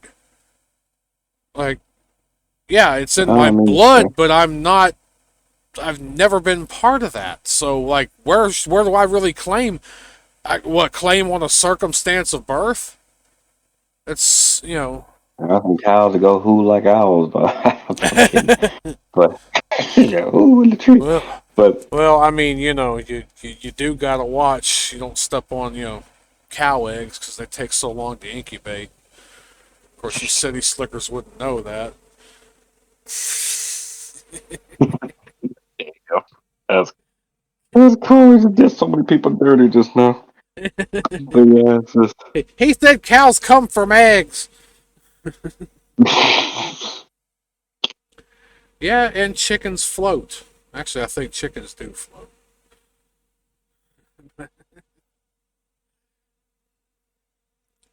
it's I it's I, crazy. I, I, I saw a meme somewhere or another. It was obviously ostrich eggs, but somebody called them cow eggs. I mean, it was a meme, fucking with it. Yeah, city slickers don't know what a cow egg looks like. It was obviously an ostrich egg, but fucking cow egg. Actually, it was a guy. It was a personality. It was a bit. Donnie Baker. Rest in peace, Ron Sexton. He died about 2 years ago. But one of his big things was like either with deer or with wolf. Like, well, one of his big things was with wolves, or he called wolves. He was one of them types that always have like the wolf like airbrush shirt and all like oh, wolves are so badass, man. But I think he said something about one day about yeah, you gotta watch during the spring and the deer and everything, the mama gotta go back to her nest to take care of the deer eggs or something like. Obviously a fucking joke. I'll have to find and play it for you later on. But just look up Donnie Baker, Bob and Tom Show Donnie Baker. Somewhere in there he talked about either wolf eggs or deer eggs or some shit like that. He was always that type of person, that type of like personality that would mispronounce certain shit on purpose. Well, to him it wasn't all. He thought it was the God's honest. Or he was one of them types, he was like one of them know-it-alls. But he remembered the facts or heard the facts wrong, but he would still spread it regardless. Kinda. But that just reminded me of like either deer eggs or wolf eggs or some shit like that. It was some shit he was talking about. But like I said, going back to it, yeah, I could trace a lot of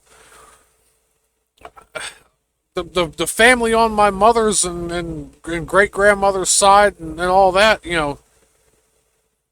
A lot of them probably came over on the fucking Mayflower a long time ago and met the other half of my family that was already here. Like, there was a warehouse a couple weeks ago. I mean, truck driver. This was before the Florida incident that happened like last week or so, where I'm sure you've seen that by now, where the dude did a wild illegal U-turn on the Florida Turnpike, and those 3 people in that minivan went up under the side of his shit, and they're no longer with us. This was before that, I believe. And there's a couple of I'm willing to bet Chinese gentlemen in there that were conducting their business, doing whatever. Like, the dude was talking to us. I mean, yeah, you could tell his English wasn't great, but he spoke it, he read it. But then there's this other, like, old man. I mean, like, how in the hell are you still driving, man, old man? And as the dude's, like, kind of walking by, I guess he caught a glimpse of his phone. He must have been texting a family member or something, and it was, Chinese character, it was Mandarin or whatever it was. Well, see, that son of a bitch, he's texting somebody in whatever this is his words, and that Ching-Chong language, and they can't fucking read English, they need to go back to where they come from. And before I could even say anything, the guy from me says, well, I'm from this, or I'm from over here, and,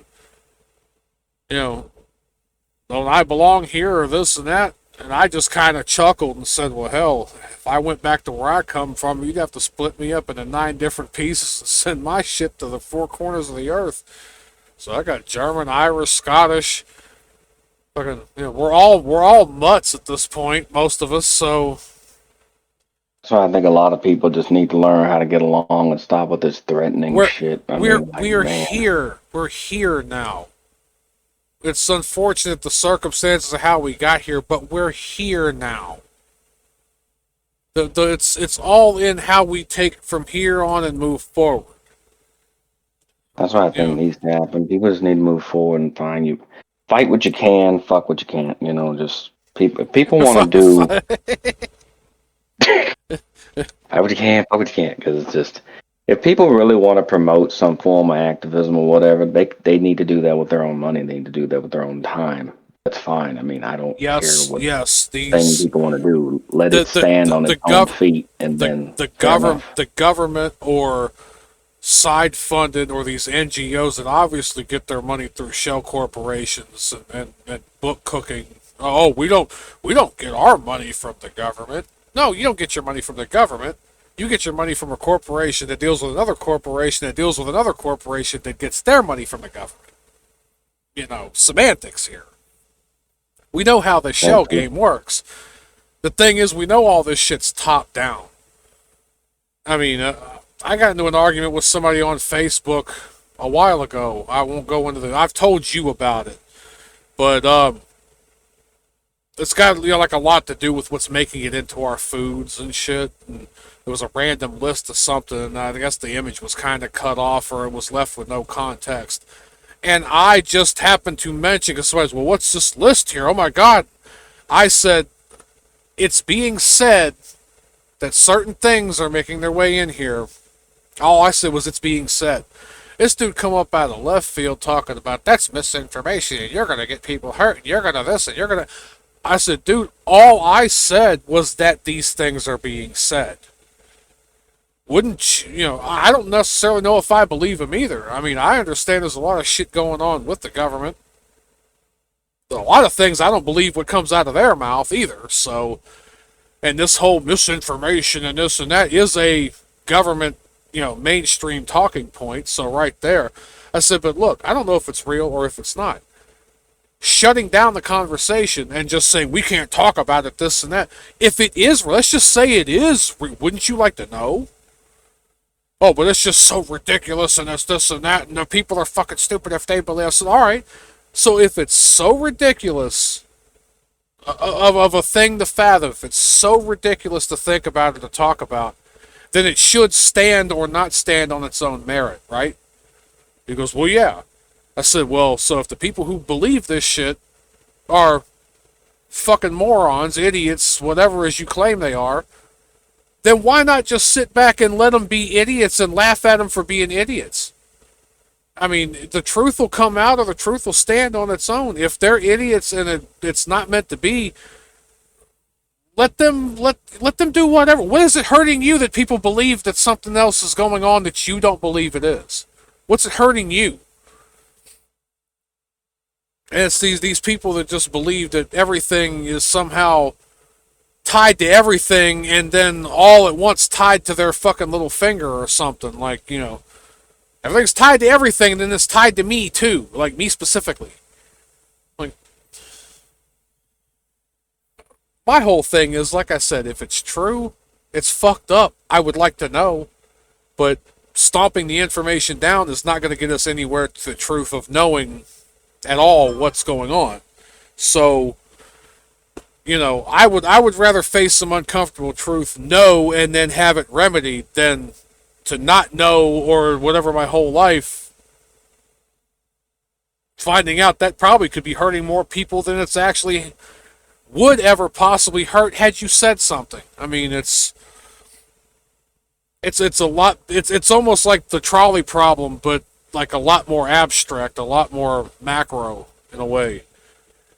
It's still if the truth comes out, a few people are going to get fucking whacked out and they're going to do something and a few people might get knocked off. I would rather that than the slow burn of millions and millions of people and millions of potential people fading off after years and years and years and years. I would rather a couple of people get it now in a heated argument, and we find out the truth, and then we just put a fucking mark right and put a bookmark. All right, we're not doing that no more. It's uncomfortable. They don't like ripping the Band-Aid off. They'd rather have it stay on their body until it festers and gets all nasty and shitty and falls into somebody's fucking potato soup kind of shit. Then we all have to deal with it. Fucking Typhoid Mary and shit, like... There's no longer a standard for shit. This is what you get. You want ants? This is what you get. You get ants. Yep. So that's kind of how I look at it. But yeah, I know I'm going to have a lot of editing ahead of me. This definitely, the video definitely ended up longer than...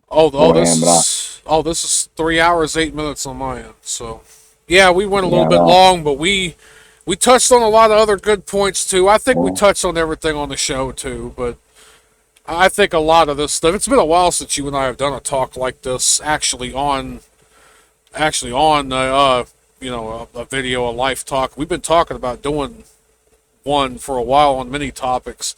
I think we probably, between the King of the Hill, we probably about 2 or 3 combined of the other shit we were talking about, wanting to talk about. I think we kind of found a way to conglomerate it all into this one. So Dude, I'm putting this one up as is. I don't know. Well, you can't see it, but when you do, halfway through, I started fucking with and putting up like text, and I put your name up underneath your avatar and mine in the corner. I put a frame around. Like, I was just dicking around with the graphics, shit, just moving around while we were talking. So it's just On your YouTube, right? yeah, YouTube. It's Oh, okay. yeah. Okay. Well, No, it's not your name. It's your pseudonym. Don't worry about that. okay. No, Yeah, we're front facing at the moment, so no, like yeah, I know. I I'm mean, afraid. I've had no bones about my name being Mike. It's on my gaming channel. Everybody knows, so I ain't got no problem with that. But like you, that's we've talked about that at length. Yeah, so, don't worry about that. But no, I just you'll For me, see, folks, I'm just.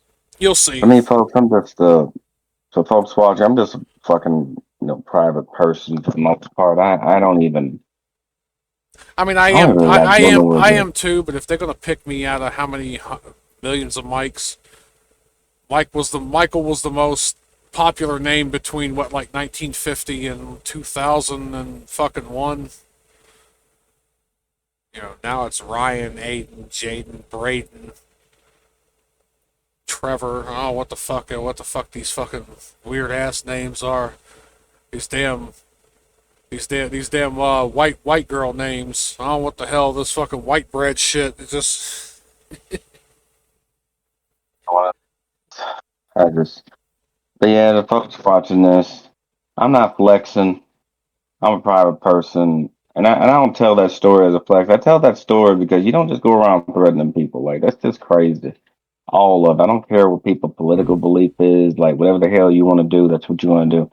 Obviously, I don't like a tariff shit and all this shit going on. I try not to even think about it. People yeah. make decisions they want to make and they'll deal with the consequences of it. But using I like well. some cult like persona to go Oh, after people is yeah, crazy. yeah. Most people are just fixated on that cult and what other people say or the story, the whatever the fuck that they built around these people. Look, dude, when it comes to the tariffs and shit, like things are so That's the messed up. whole Things are so messed up at this point that something needs done. And the tariffs, I think, are a good idea, but they're going to be a good idea in the long run. We are going to deal with some shit for the first handful of years as this all evens out. It's going to be tough for everybody, but it's again, like I said, it's a band-aid that's got to be ripped off. It sucks. But if you want to get anything wrapped up or taken care of or better, in the future, you kind of gotta skip a meal today, kind of thing. Like one of my thing. I just think again, should he have more tact in the way he does shit? Yeah, but he's a bull in my a opinion. china shop. That's both his strength and his fucking weakness. It's My opinion. I don't see too much good come out of a lot of stuff. yeah. I think I we have mean, for a very interesting 4 years, and for me, I just rather just oh, well, we focus gonna on. we're gonna have a time of it for the next 10. Yeah, I don't think We're things gonna. ever gonna go back to anything. It's just Oh, it'll never go. everything's just It'll dead. never go back to the way it was. But hopefully things will get better. But we're gonna be in for about 10 more years of fucking weird shit. It's yeah. I It's don't even know anymore, man. I just think that it's I don't it's not either. easy and bad. I never thought this would be like this. I mean, I'll say it. This whole I'm joking, but I kind of not. A lot of people think the world kind of went to shit when we had 9/11. I think the world went to shit when Janet Jackson's titty fell out in Super Bowl of '04. It's still pitching that. I will stand by that till the day I fucking die, dude. The world stood The, still when the, a the, nipple slipped. the world stood still when Janet Jackson's 40-year-old titty come out that damn wardrobe malfunction. No, because like I said, yeah, you had 9/11. Yeah, it kind of scared the shit out of everybody, but it fostered this weird, like almost sickening, almost cringy sense of patriotism. That like, on the one hand, I'm like, cool, everybody's on this side, everybody's, we love America. And then on the other hand, it's like, okay, can we, it was almost like that fucking, and I've had this happen, that crazy fucking preacher my grandparents would go to would show up to our house on like fucking Tuesday and want to smear olive oil all over our foreheads and shit. I'm like, can't this fucking, white-headed, Q-tip looking, false teeth having drunk old fuck go somewhere else? Like, I just fucking showered. I don't need olive oil smeared all over me. I don't fucking know, but it's just, the thing is, I never saw so many collective assholes slam shut when it come down to the creative world. All of a sudden, everything had to be censored. Shit that was played on the radio, go back to what I was saying about Bob and Tom, shit that was played on the radio for years with no problem. All of a sudden, never played again. A few things, all of a sudden, parts were cut out or things were beeped that never were before.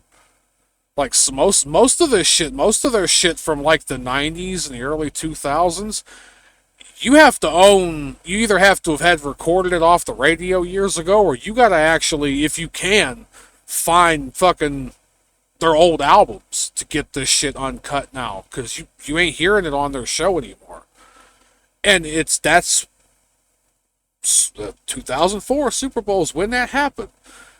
Right after fucking Steve Bartman caught that fucking fly ball at the Cubs stadium and cost the Cubs the game, and Siegfried and Roy got mauled by that damn tiger.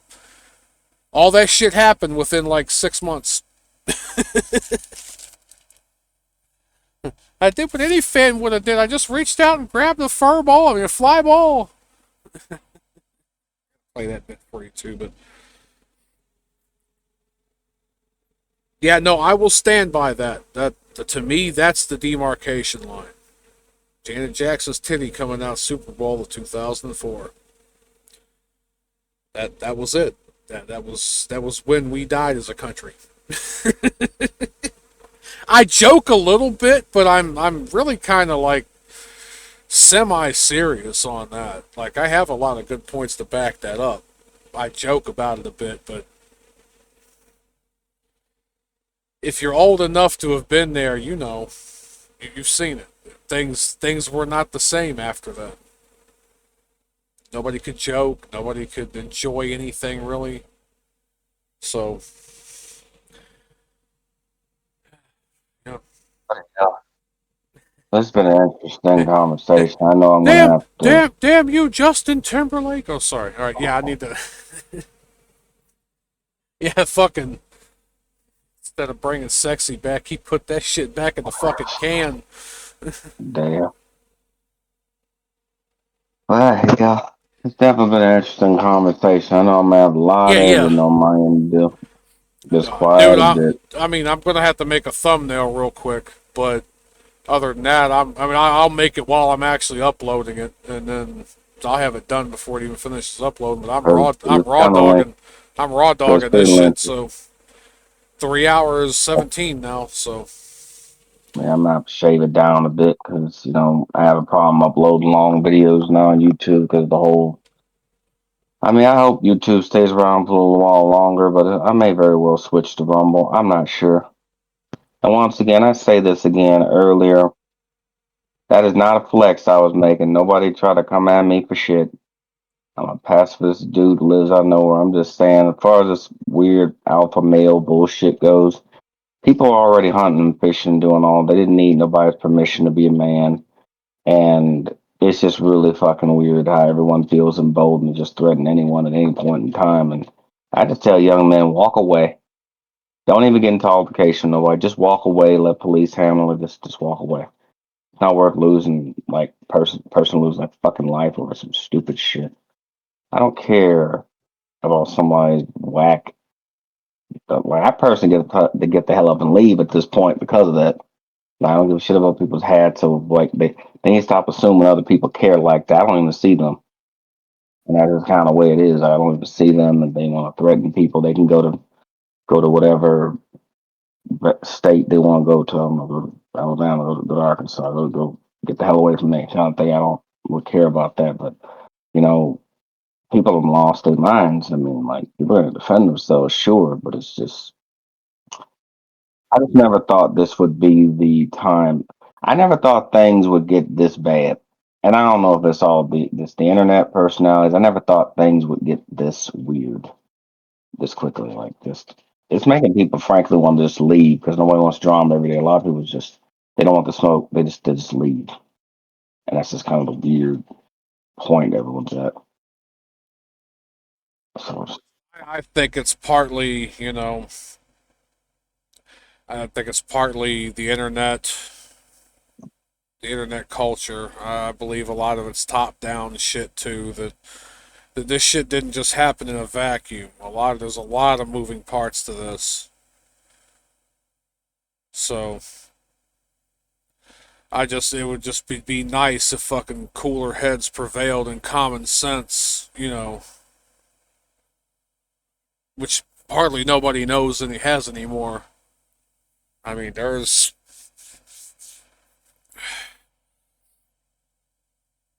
was a little bit hard even in our generation to find that consistently, but I'm at the I'm of the mind now that pretty much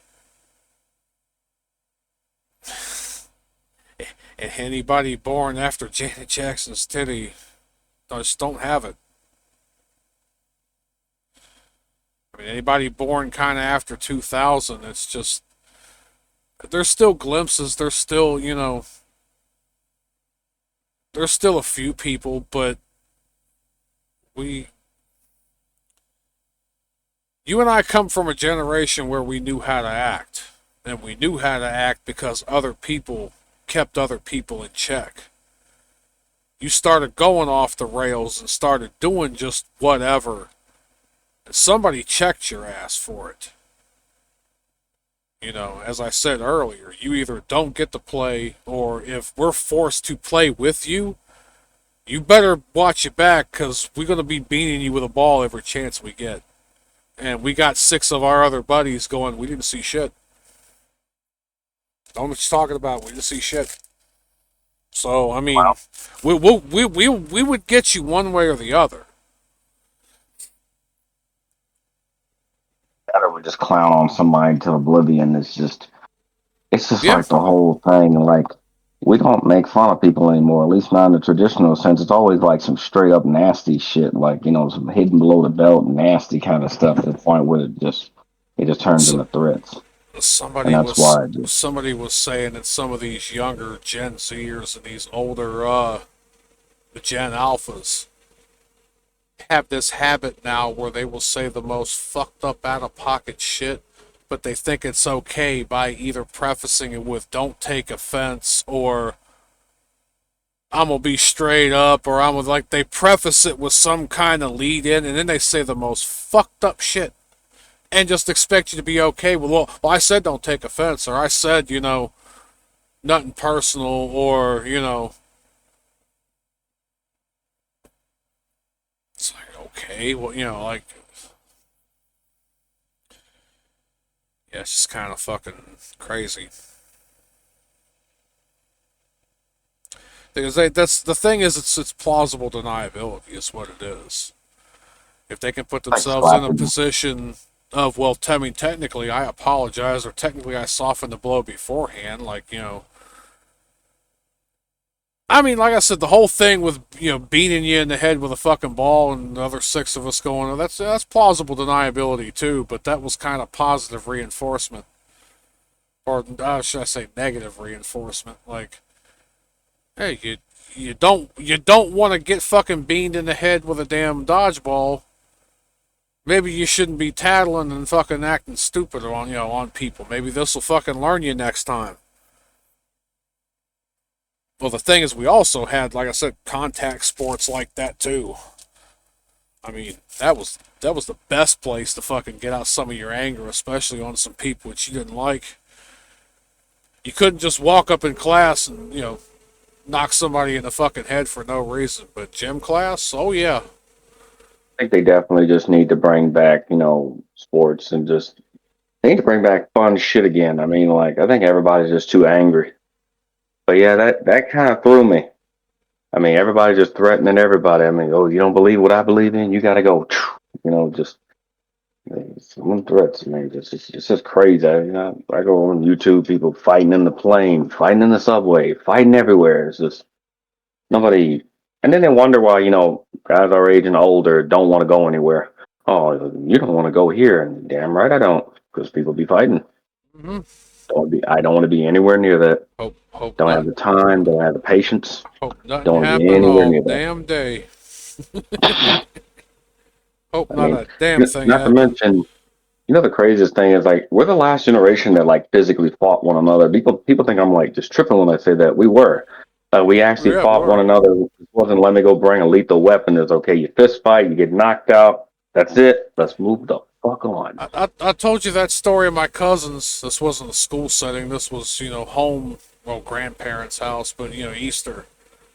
And hell, this was one of these things that started off innocuous and ended up in a fight. Two of my cousins are out in the yard and they're all, like, oh, it's great, put a wrestling hold on you and I'll suplex you or whatever, like try to this and that. Or, they're playing around, wrestling out in the front yard. And one of them got a little bit too rough and either, like hit or busted somebody's nose or somebody's eyebrow or something. And next thing you know, it just all of a sudden turned into a fucking knockdown drag out. And there's my grandpa and I think maybe even his dad. And fucking, there was like another older uncle and a few other like older men just sitting there drinking their coffee. Hell, one of them might even had some whiskey or something dumped in theirs they didn't tell nobody about. They just sit there and just watched it. I think one of their moms or whatever come out. Oh, they're fighting this. Now leave him alone. Hey, he got too rough. Let him fight it out. Sort They that they shit out and be like, they I'm with it. they beat the shit out of each other for a couple minutes till they were done. They got up. Hey, y'all good? Yeah, we good. All right, go in there, talk to your mama, get cleaned up. Like one of them had a bloody nose, the other one had his shit busted, his eyebrow busted. They patched him up. Neither one of them motherfuckers said shit to each other the whole goddamn night, but toward the rest of the weekend, we were all talking and bullshitting with one another again.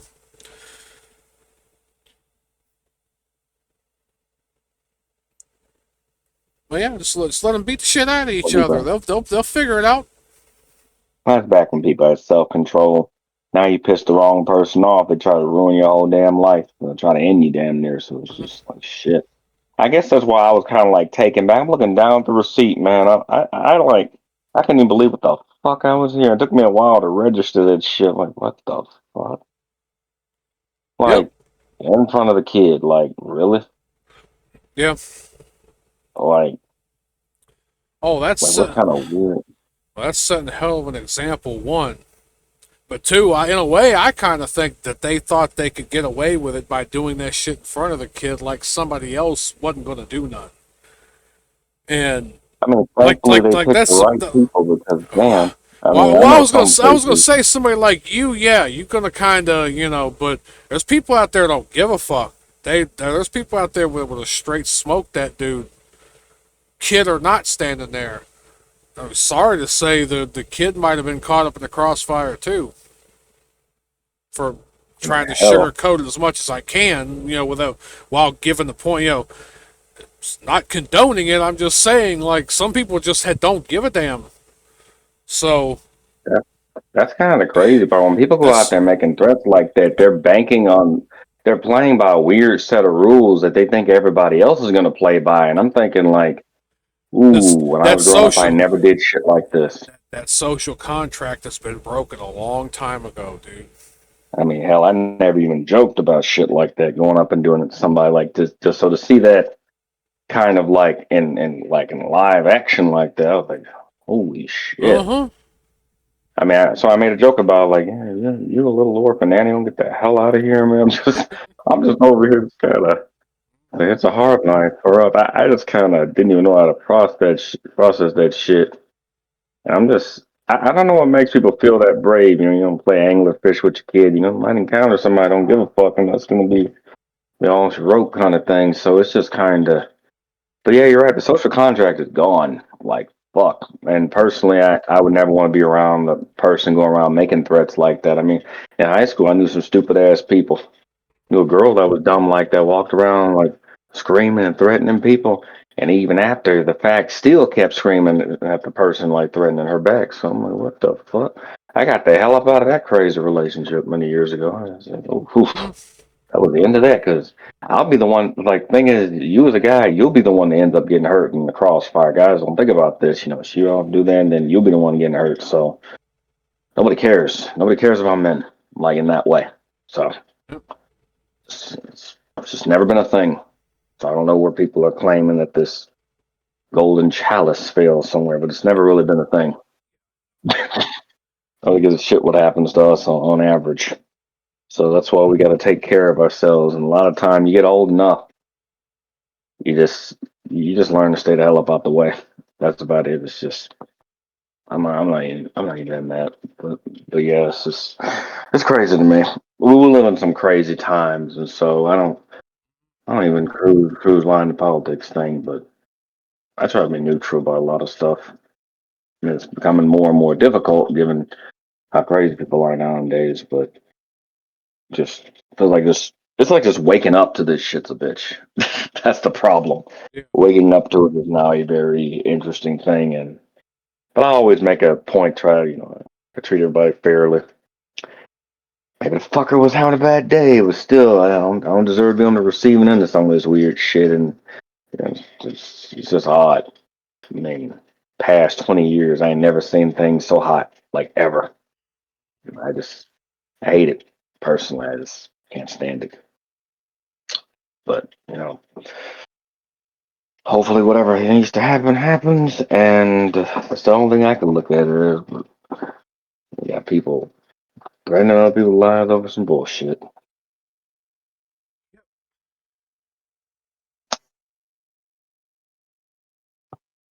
But yeah, I think we should kind of pull plug bed and Yeah, we're yeah, I'm past gonna we're past 3:30 now. 3 hours yeah, 30. cause I'm gonna have to Yeah, shave yeah, this down somehow. yeah. Well, I mean, so when you and I get to talking, we talk. So, all right. So I mean, it's all I'm good. just gonna leave this one up as it is on my end. You produce it the way you feel, but yeah, I'm just gonna All leave right. us in. Floundering and all. But yeah, I mean, like I said, we'll do this again sometime with some other stuff. I've even got thinking about kind of doing this myself on some other shit that light novel series I was telling you I was reading or listening to, the American Kitsune. Once I get through that, I'm probably going to do my own review of that myself. So, Okay. yeah. But this would be something nice to put up on this channel, at least something a little bit more beefier than whatever the hell I have up on here now. Not much. I do need to be tending to this channel more. So, this is actually the main channel. Nobody knew that. Yeah, this was actually the main channel. The gaming just kind of took off, but all right, yeah, let's put an end cap on this. So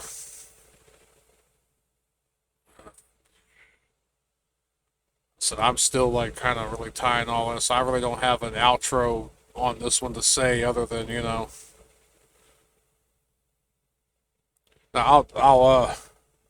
can I remember how he said it? It was a guy I used to work with. He would say it so matter of factly though, like don't do anything I wouldn't do. Don't grab bull by the horns. Don't slap a sad clown's ass. Some shit like that. That whole thing. I'm like, all right, man. My grandfather always said, "Don't do anything I wouldn't do, and if you do, name it after me." So I don't know if you got anything like that to end on, but I'll figure out something else. But for me later. But Well, I, I, it's just I guess I said everything I possibly could don't say, don't really. don't count your mono ass before it hatches. Yeah, is that. Well, Yeah, it was I nice. will. It was nice chatting with you, brother. And I mean, we'll chat off, like we always do. But for the video's sake, it was nice chatting with you, and hope to get together with you soon, man. Do another one. Definitely, brother. It's been an interesting experience, and yeah, maybe we'll do another one of these at some point. I'm gonna have a hell of a time shaving this down to an hour and so, but yeah, fuck it. I'll That come that back. or that or chop it up into 3 pieces.